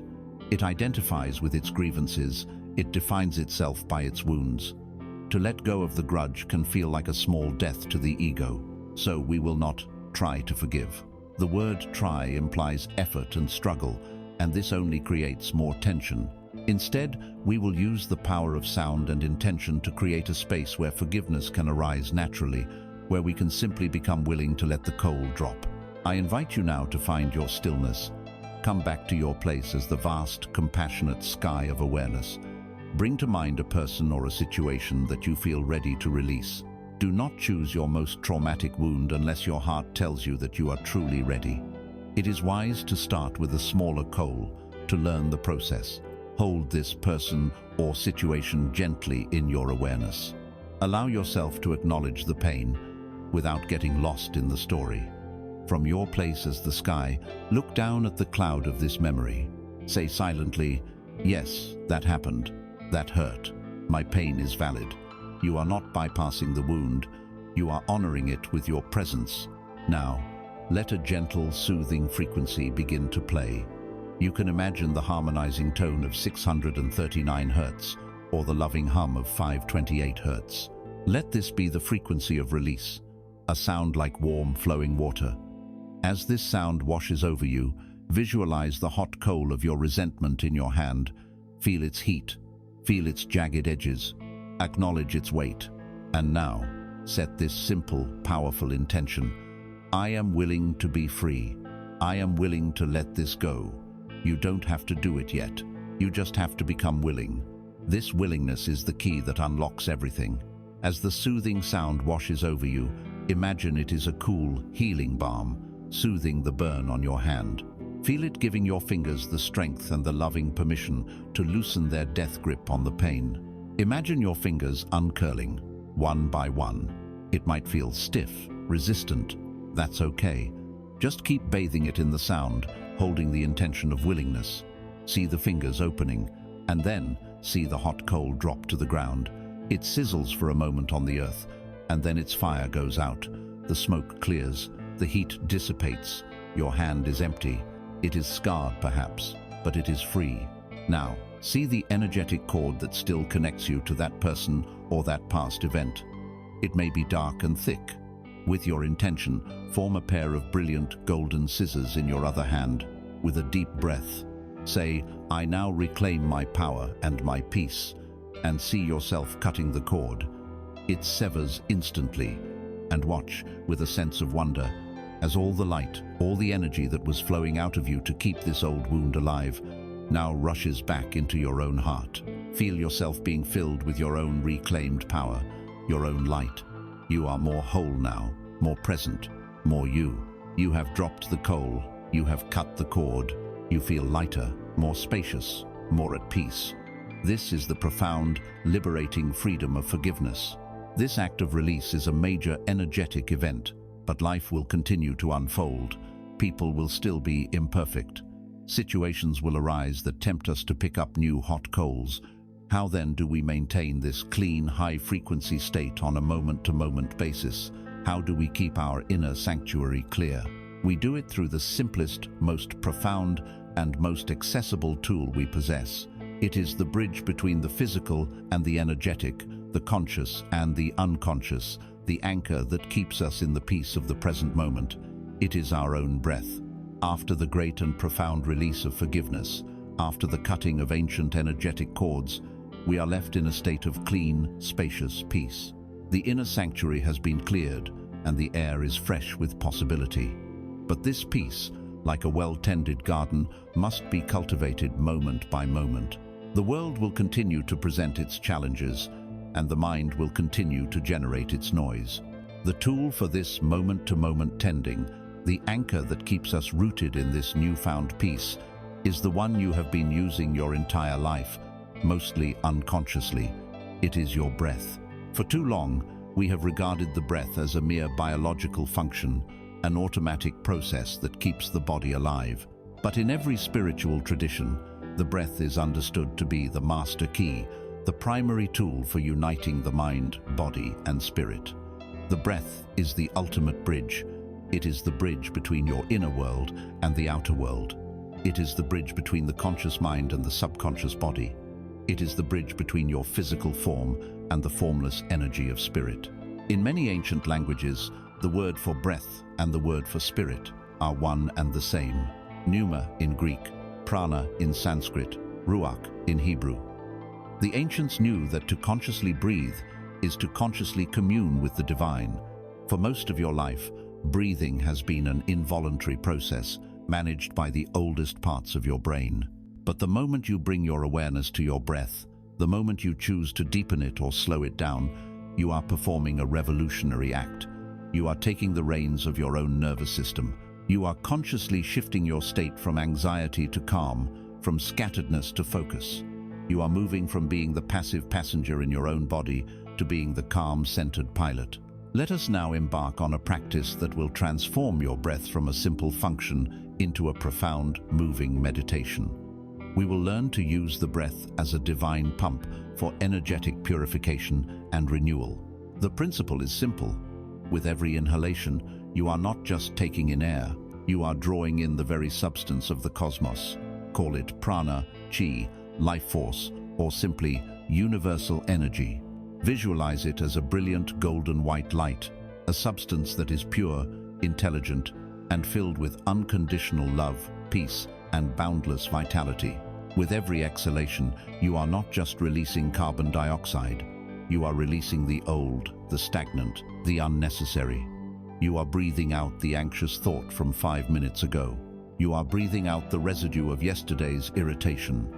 You are breathing out the fatigue that has settled deep in your muscles. You are breathing out the small, contracted sense of me with all of its personal worries and fears. Inhale the universe, exhale the self. Inhale nourishment, exhale poison. Inhale peace, exhale stress. Each breath cycle becomes a complete act of alchemy, a perfect, self-contained ritual of release and replenishment. Let us begin. Find a comfortable position, with your spine relatively straight, and allow your eyes to gently close. For a few moments, do nothing at all. Simply bring your gentle awareness to the natural rhythm of your breath without changing it. Feel the sensation of the air entering your nostrils, cool and fresh. Feel the gentle rise of your chest and belly on the in-breath and the soft release and fall on the out-breath. Just be with this simple, miraculous rhythm that has sustained you your entire life. Now, let us begin the conscious practice. As you prepare for your next inhalation, Set the silent intention to draw in pure, universal life force. See it in your mind's eye as an infinite ocean of golden white light all around you. Now, breathing in, slowly and deeply through your nose, draw this golden light into your body. Feel it filling your lungs, and from there pouring into your bloodstream. Visualize it traveling to every corner of your being, saturating every single cell with vitality, intelligence, and peace. Feel your body becoming luminous from the inside out. Feel yourself being filled to capacity with pure, positive energy. At the very peak of the in-breath, there is a natural point of transition, a moment of perfect fullness and stillness. I invite you to pause here for just a count or two. In this moment of fullness, everything is pregnant with potential. And now, breathing out, slowly and completely, through your mouth or nose. Let it go with a gentle sigh. As you exhale, see the breath as a soft, grey smoke, carrying with it all your tension, all your worries, all your physical and emotional fatigue. Watch this smoke leave your body and effortlessly dissolve into the atmosphere, where it is neutralized by the vastness of space. Feel yourself becoming empty, spacious, clear. At the very end of the out-breath, there is another sacred point of stillness, the stillness of emptiness. Rest here for a count or two, in this peaceful void, before the impulse to breathe in arises naturally again. Let us continue this cycle together, breathing in the golden light of the universe, filling yourself with peace, strength, and love, pausing in the fullness of the moment, and breathing out the grey smoke of the past, releasing all that is old, all that is heavy, all that no longer serves you, pausing in the sweet emptiness of release. Inhale cosmic intelligence, exhale personal confusion. Inhale unconditional love, exhale fear and judgment. Inhale vibrant health and energy, exhale fatigue and disease. Continue this rhythmic, conscious breathing at your own pace. Let it be your anchor to the present moment. If your mind wanders, as it will, simply and gently guide it back to the sensation of the breath.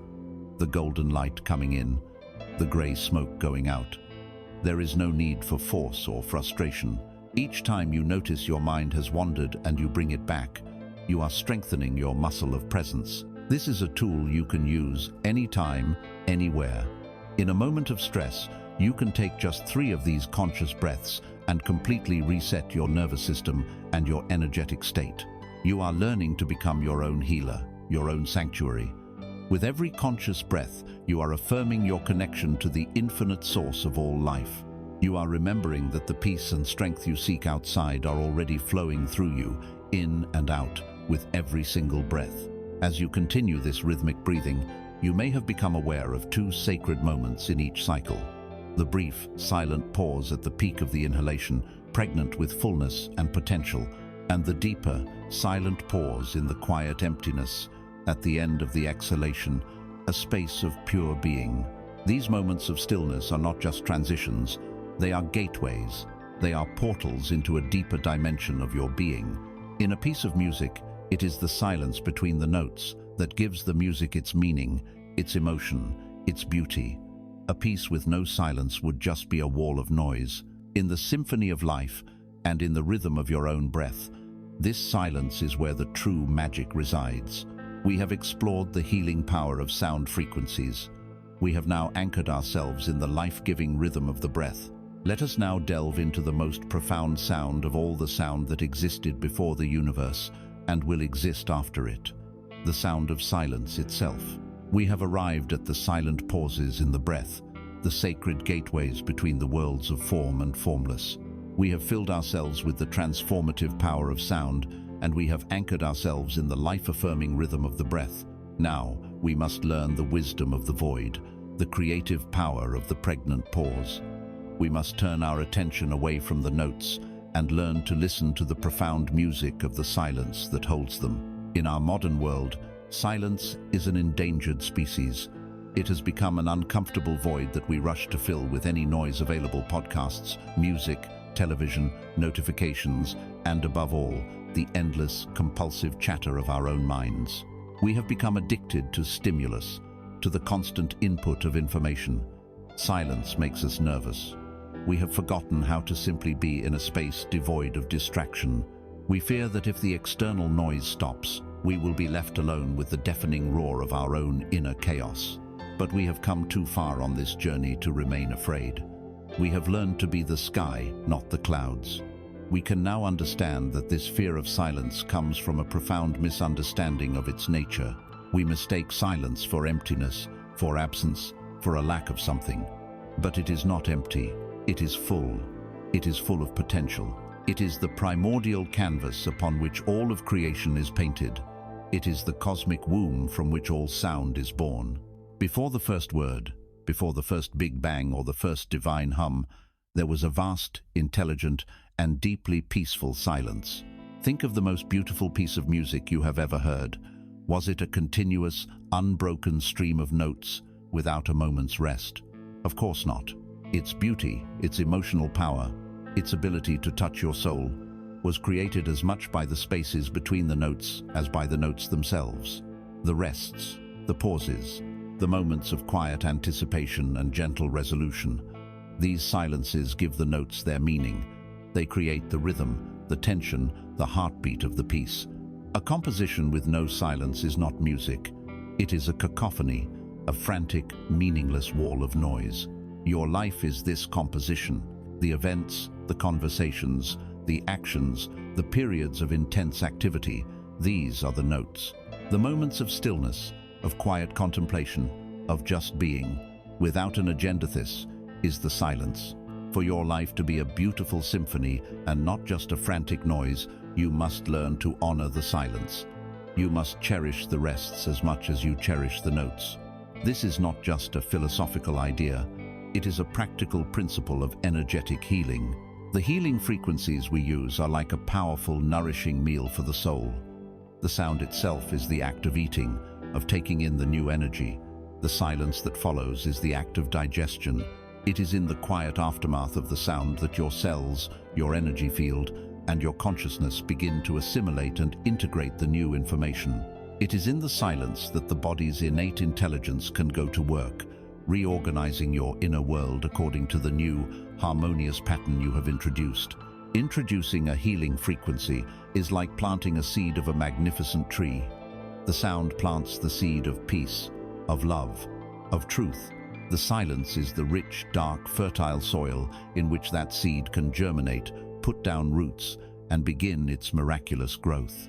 If you immediately jump from the healing sound into the next distraction, checking your phone, planning your day, worrying about a problem, it is like planting that precious seed and then immediately digging it up to see if it has sprouted. You must give it time. You must give it the stillness it needs to integrate. Furthermore, it is in the silence that you can finally hear the subtle whispers of your own soul. The answers you seek, the guidance you crave, are not in the next podcast or the next book. They are in the quiet space that follows the sincere asking of a question. The silence is the medium through which your own innate wisdom, your higher self, rises to the surface of your awareness. Let us conduct a sacred experiment. We will use sound to enter into the silence. I invite you to get comfortable, to close your eyes, and to be receptive. For a short time, a healing frequency will play. Let it wash over you, and then it will stop. When it stops, your only task is to listen to the silence that it leaves behind. Listen to it with the same focused attention you would give to a beautiful piece of music. Resist the urge to immediately start thinking. Just listen. Imagine now a clear, loving frequency, like the 528 Hz tone, begins to play. It fills your awareness, a warm, golden hum that resonates in your heart and brings a gentle smile to your face. You bathe in it, allowing it to tune your entire being to its frequency of love and peace. You let it do its work, without effort, without resistance. You are one with the sound. And now, silence. What do you notice in this quiet? Listen closely. Perhaps you can hear a very faint, high-pitched ringing in your ears. This is often called the nada sound, the sound of your own nervous system, the hum of your own life force. It is the sound of silence itself. Perhaps you can feel the ghost of the frequency that just ended, a resonant echo still vibrating gently in your cells. Perhaps you feel a profound sense of peace, a stillness that feels like coming home, or perhaps you feel a sense of restlessness. Perhaps the mind, deprived of its usual stimulus, begins to fidget and throw thoughts at you. What's next? Am I doing this right? This is boring. Do not judge this. This is valuable information. You are simply becoming aware of the texture of your own inner space when it is not being masked by noise. Whatever you perceive, dive into it. Dive into the silence. Feel its substance. It is not empty. It is deeply, profoundly peaceful. It is the background of all existence. It is the unchanging reality that was here before your body was born and will be here after it is gone. It is your own essential nature, before the story of you and all its complications began. Rest here. This is the source. This is the ultimate healing. You have now experienced the power of the notes, the healing frequencies that can retune your being.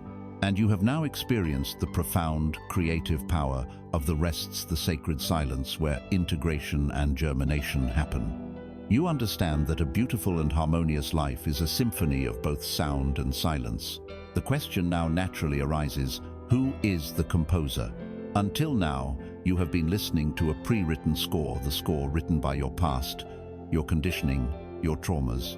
You have learned how to use sound to clean and repair the old composition. Now, it is time to pick up the pen. It is time to move from being a listener of the music to the composer of your own cellular song. It is time to learn how to consciously write the music of the life you truly wish to live. The pen is now in your hand. You stand before the grand, empty staff paper of your own consciousness, the silence pregnant with infinite possibility. You are no longer just the listener, passively absorbing the music of the world. You are no longer just the musician, playing a tune written by your past. Through this journey, you have claimed your sovereign power as the composer. This is the moment of true creation. This is where we learn to consciously, deliberately, and lovingly rewrite the cellular song. For so long, we have lived as if we were victims of our own biology, prisoners of our past conditioning. We believed the songs of fear, of scarcity, of unworthiness that were recorded in our cells were a life sentence. We defined ourselves by the music of our wounds, allowing the old, sad melodies to play on a relentless loop, creating the same painful realities day after day. We now know this to be a profound illusion. You are not the recording, you are the recording artist. You are not the composition, you are the composer. The past is merely a collection of old tracks on a dusty album. Today, you are stepping into the vibrational recording studio of the present moment to lay down a new track, a new melody, a new harmony that is in alignment with the truth of who you are now and who you are choosing to become. The primary tool for this sacred composition is the faculty of your own divine imagination. But let us redefine what we mean by imagination. This is not the idle daydreaming of a child. This is creative visualization, and it is the most potent and focused form of energy work there is. It is not about making pretty pictures in your mind. It is a form of vibrational rehearsal. It is the act of generating the feeling and the frequency of your desired reality so powerfully, so consistently, that your body and the resonant field of the universe begin to accept it as if it were already a physical fact. Your subconscious mind and the intelligence within your body's cells do not know the difference between a vividly imagined experience, saturated with feeling, and a real one. When you imagine, with deep feeling, the experience of success and fulfillment, your brain releases the same neurochemicals, your nervous system adopts the same posture, and your cells generate the same frequency as they would in the actual event. You are literally retuning the instruments of your cellular orchestra to a new song before it plays out on the grand stage of your life. This is the secret of all masters. They do not wait for the outer world to give them permission to feel good. They generate the feeling first, which then commands the outer world to rearrange itself in harmony with their song. Let us use our metaphor of the book. The early chapters of your life's book may have been written by others by circumstance, by your conditioning. They may be filled with stories of pain or struggle. You have honored these chapters. You have learned their lessons, but you have now turned to a fresh new page. The inkwell is full of the golden light of your own awareness. The pen is the focused power of your intention. and you are the author. What story will you write on this page? Will you unconsciously write another chapter of the old, sad story of lack and fear? Or will you, with conscious authority, begin a new chapter, a new book altogether, titled Vibrant Health, Unconditional Love, Creative Fulfillment, or Deep Inner Peace? The choice is yours, and you make it now. Let us begin the process of composition. First, a composer chooses a theme. What is the theme of the new song you wish to write for your life? What is the quality of being you wish to embody? For this practice, choose one aspect you wish to transform. Is it your health, your relationships, your abundance, your sense of purpose? Choose one now. Let us say you have chosen the theme of vibrant health. The old song may have been one of fatigue, of pain, of disease. We will now compose the new song of vitality. Close your eyes. Before you visualize anything specific, we must first find the frequency of the theme itself. Generate the feeling of vibrant health. How does that feel in your body? Do not think about it. Feel it. It feels like energy. It feels light. It feels flexible and strong. It feels clear and clean. It feels peaceful. Spend a moment just cultivating this pure feeling, this pure vibration in your body. Let it hum in your cells. Now that you have the feeling, the keynote, let your imagination create a simple, short scene that implies this state is already a fact. The secret is to imagine a scene that would take place after your desire has been fulfilled. Do not see yourself getting healthy. That is the vibration of process and struggle. See yourself being healthy. Perhaps you see yourself waking up in the morning after a night of deep, restorative sleep. You stretch your arms over your head and you feel a glorious feeling of ease and energy flowing through your entire body. There is no stiffness, no grogginess. There is only vitality and a deep sense of gratitude for the new day. Perhaps you see yourself effortlessly hiking up a beautiful sun-drenched mountain. Your breath is deep and easy. Your legs are strong and tireless. You reach the summit, not exhausted, but exhilarated, and you look out at the world with clear, bright eyes, feeling at one with the power and beauty of nature. Or perhaps you see yourself laughing with people you love, a deep, genuine belly laugh. You see the light in your own eyes reflected in theirs. You feel completely present, joyful, and unburdened in your physical form. Choose one such scene. Make it short, simple, and personal to you. Now, make it real by engaging all your senses. What do you see in this scene? What are the colors, the light? What do you hear? The birds singing, the sound of your own laughter. What do you feel on your skin? The warmth of the sun, the coolness of a breeze. And most importantly, what is the dominant emotion you feel in this scene? Is it joy, gratitude, freedom, peace? Anchor yourself deeply in that feeling. Let it saturate you. Now, loop this short scene in your mind. Play it over and over again for just a minute or two. Each time you loop it, it becomes more real, more natural. You are not just watching a movie, you are stepping into the screen. You are rehearsing the feeling of your future self. You are composing the new cellular song, and with each repetition, with each wave of joyous feeling, your cells are learning the melody. They are beginning to vibrate in sympathy with this new reality. What you are practicing here is the great secret of all master creators. You are living from the end. You are not striving to get to a destination called health. You are starting from the assumption that you are already there, and you are allowing that feeling to guide your life. You are imprinting the frequency of the fulfilled desire onto the field of infinite potential. You are rewriting the story. You have sat in the composer's chair. You have written a new and beautiful score, a song of wholeness, of joy, of vibrant life. You have rehearsed it in the silent, sacred recording studio of your mind until your very cells vibrate with its sweet and powerful melody. But a song is not meant to stay on the page. Music is not created to remain as a silent formula. Music is meant to be played. It is meant to be lived. It is meant to be expressed in the world. The final and most crucial step in this entire journey is to take this new composition, this new and higher frequency of being, and to play it, to live it, to embody it, in the only moment where life ever happens. It is time to learn how to live in the key of now. The masterpiece has been written. The new song of your being, a composition of vibrant health, unconditional love, and profound peace, resonates within the memory of your cells. You have rehearsed it in the inner studio of your mind, feeling its harmony, knowing its truth. But the most beautiful composition is worthless if it remains on the page. It is a silent formula, a dormant potential. Music is not created to be archived, it is created to be performed. The grand performance of your life, the stage where this new song is to be played, does not exist in the past or in the future. The performance takes place on a stage with an audience of one, your own awareness, and that stage is always and only now. It is time to learn how to live in the key of the present moment. The human mind, the ego self, cannot survive in the now. It is a creature that lives and feeds on psychological time. It uses the past for its identity, its story, its collection of grievances, its gallery of regrets.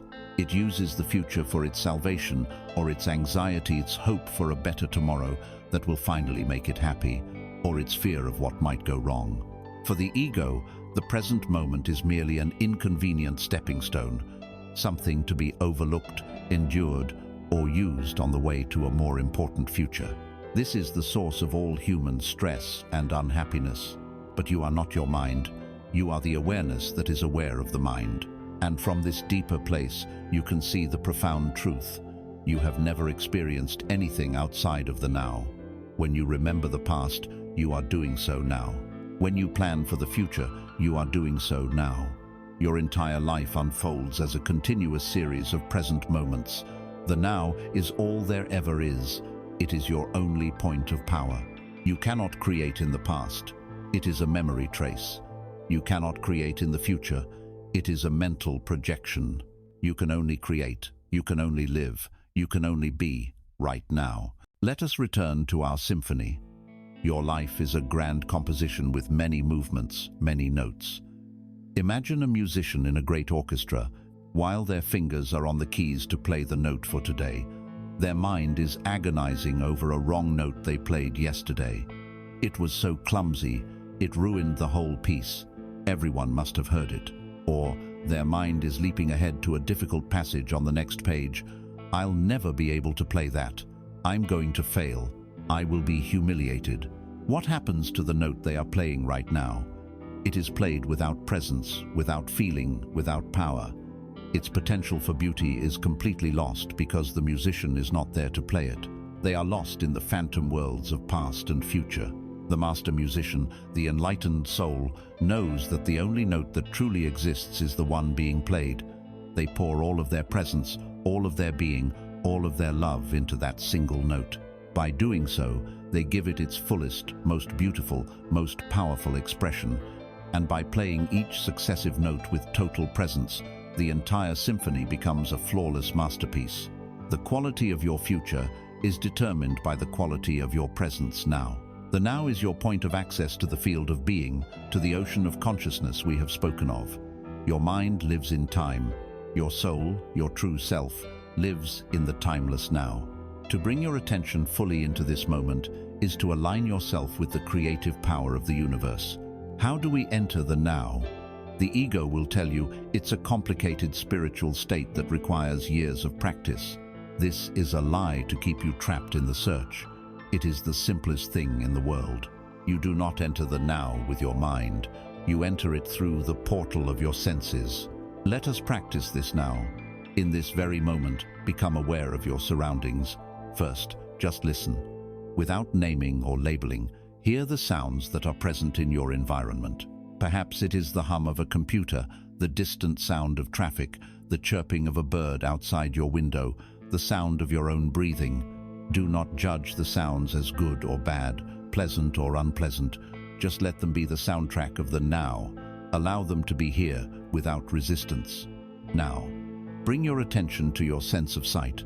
Let your eyes rest gently on something in front of you.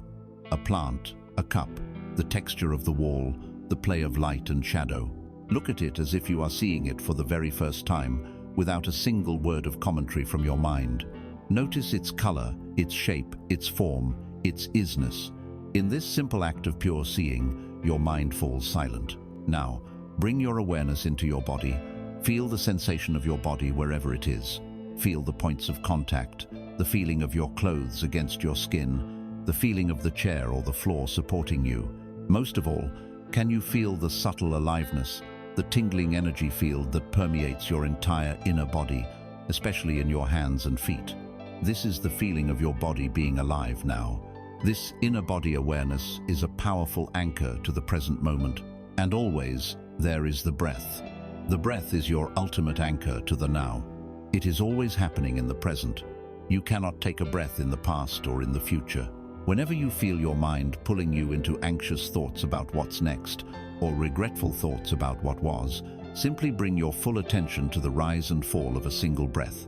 That one conscious breath is enough to cut the cords to psychological time and bring you home to the reality of the present. Living in the key of now means that in each moment you are consciously choosing to play the note of your new composition. When you have a choice between reacting with the old pattern of anger or responding from your new song of peace, you choose peace now. When you catch yourself worrying about the future, you bring your attention back to the feeling of life in your hands now. When interacting with another, you give them the gift of your full presence, listening not just with your ears, but with your entire field of awareness now. You practice embodying the feeling of your fulfilled desire, not as a future goal, but as a present reality. You walk, talk, and breathe as if your prayer has already been answered. As you practice this, composing your desired reality in your imagination and then living it, note by single note, in the present moment, something remarkable begins to happen. The effort falls away. The new song ceases to be something you are practicing or trying to live. It becomes your natural state. The harmony you once had to consciously visualize and create is now the natural, effortless resonance of your being. It becomes your default setting. You are no longer just playing a new song. You have become the song. This unique, authentic, and harmonious vibration that now emanates from you is your soul's true voice, expressed in the world. It is your gift to the cosmos. It is your signature frequency. From the deep, dissonant hum of the forgotten self, we have journeyed through the landscapes of our own being. We have lifted the heavy anchor of fear and cleansed the cluttered rooms of the past. We have mended the energetic threads of our relationships, purged the fogs of illusion, and returned to the oceanic oneness of our true nature. We have rewritten the very song of ourselves and learned to play it, note by single note, in the sacred symphony of the now. And here, at the summit of this inner mountain, with the air clear and the view infinite, we make the final, most glorious discovery.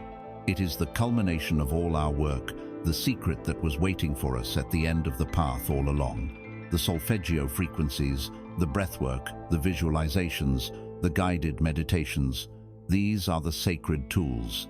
They are the tuning forks that helped you find your pitch. They are the maps that showed you the terrain. They are the powerful technologies that helped you repair and rebuild the temple of your being.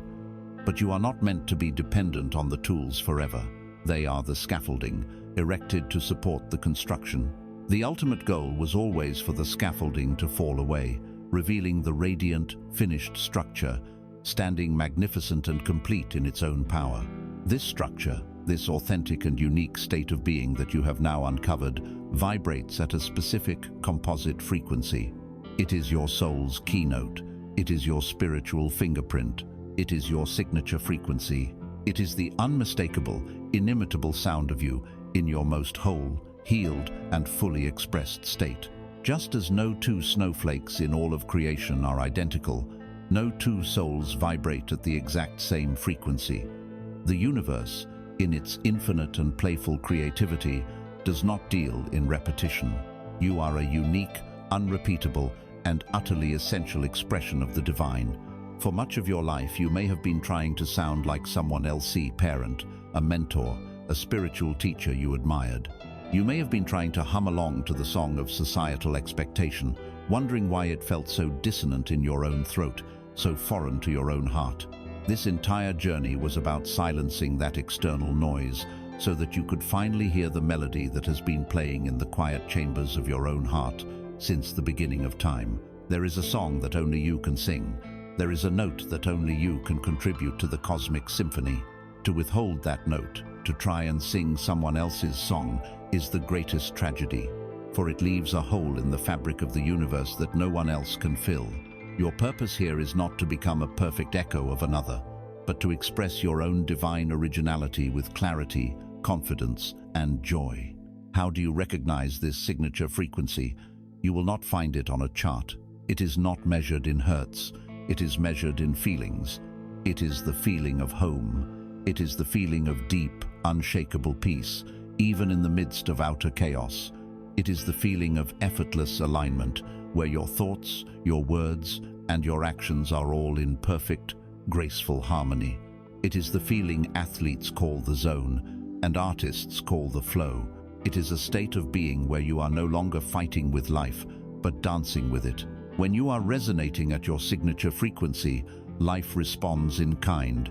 It is the law. Synchronicities increase. The right people, the right opportunities, the right resources appear not through struggle, but through grace. You find yourself in the right place at the right time. This is not magic, though it feels magical. It is the simple, elegant physics of resonance. The universe is a mirror, and it is simply matching the clear, beautiful, coherent signal you are finally sending out. The ultimate purpose of this entire audiobook, of any true spiritual teaching, is not to give you answers, but to lead you back to your own inner authority. For too long, you have looked outside of yourself for validation, for permission, for guidance. Now you know, the guru is within you. The oracle is within you. The healer is within you. You are the only one who truly knows what is right for you, because you are the only one who can feel the resonance of your own soul. From this day forward, let your feelings be your primary guide. Let your emotional guidance system be your compass. When a thought, a choice, or a situation makes you feel expansive, light, joyful, peaceful, and energized, you can trust that it is in alignment with your signature frequency. It is a yes from your soul. When something makes you feel contracted, heavy, anxious, resentful, or drained, you can trust that it is dissonant with your core vibration. It is a no from your soul, regardless of how logical or practical it may seem to the mind. To trust this inner guidance above all other external voices is the definition of true sovereignty. Living as your signature frequency is less about doing and more about being.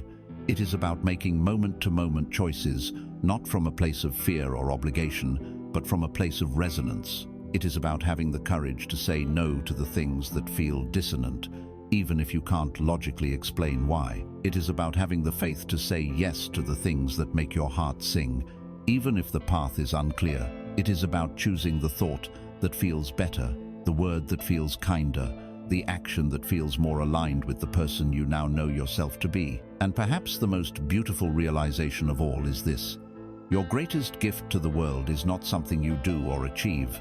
It is not the book you write or the company you build or the money you make. Your greatest gift to the world is the vibration you hold.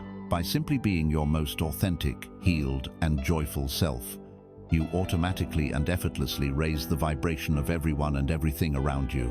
You become a walking, talking, tuning fork for love, peace, and truth. You give others permission to find and to sing their own unique song, simply by having the courage to sing yours.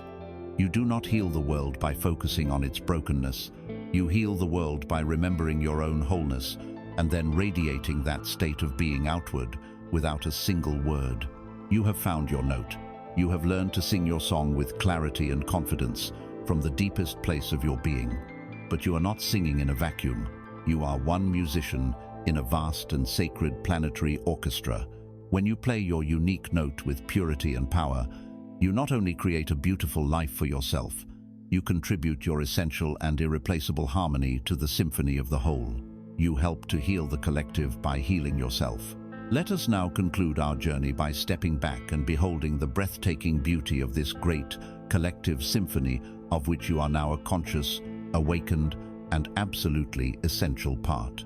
And so, the great symphony plays on, and you have found your unique and essential note within it. You are contributing your authentic vibration to the healing of the world. But now, the music softens. the grand orchestra fades into a respectful, resonant distance, leaving you here in a space of profound and sacred stillness. The journey outward to the cosmos is complete. The journey inward has brought you home. Let us summarize this entire transformation not with words, but with a final, simple image for you to carry in your heart. For so long, the lake of your consciousness was turbulent. The winds of fear and anxiety created constant, agitated ripples on the surface. The heavy stones of past hurts, thrown by others or by yourself, created endless, expanding circles of disturbance that never seemed to cease. In this agitated state, the water was murky, its sediment constantly churned up.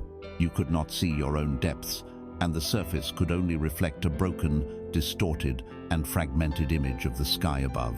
Through this journey together, you have learned to still the winds. You have allowed the stones of the past to finally settle, to become part of the peaceful landscape of your being. You have discovered that your own loving awareness is the stillness that allows the waters to calm and the sediment of old stories to gently settle on the bottom. And now, in this profound quiet, two miracles have occurred. First, you can see all the way to the bottom of the lake. You can see your own depths with clarity and compassion, without fear of what lies there. Second, and most importantly, the surface of the lake, now as smooth and clear as glass, can finally do what it was always meant to do: perfectly reflect the vast, limitless, peaceful, and unchanging sky of your true nature.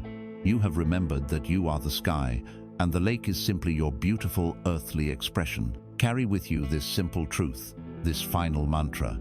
Let it be the hum beneath all your other thoughts, the keynote of your new song. When you feel yourself becoming identified with the passing weather of your mind, remember these words: I am the sound, I am the silence, I am whole.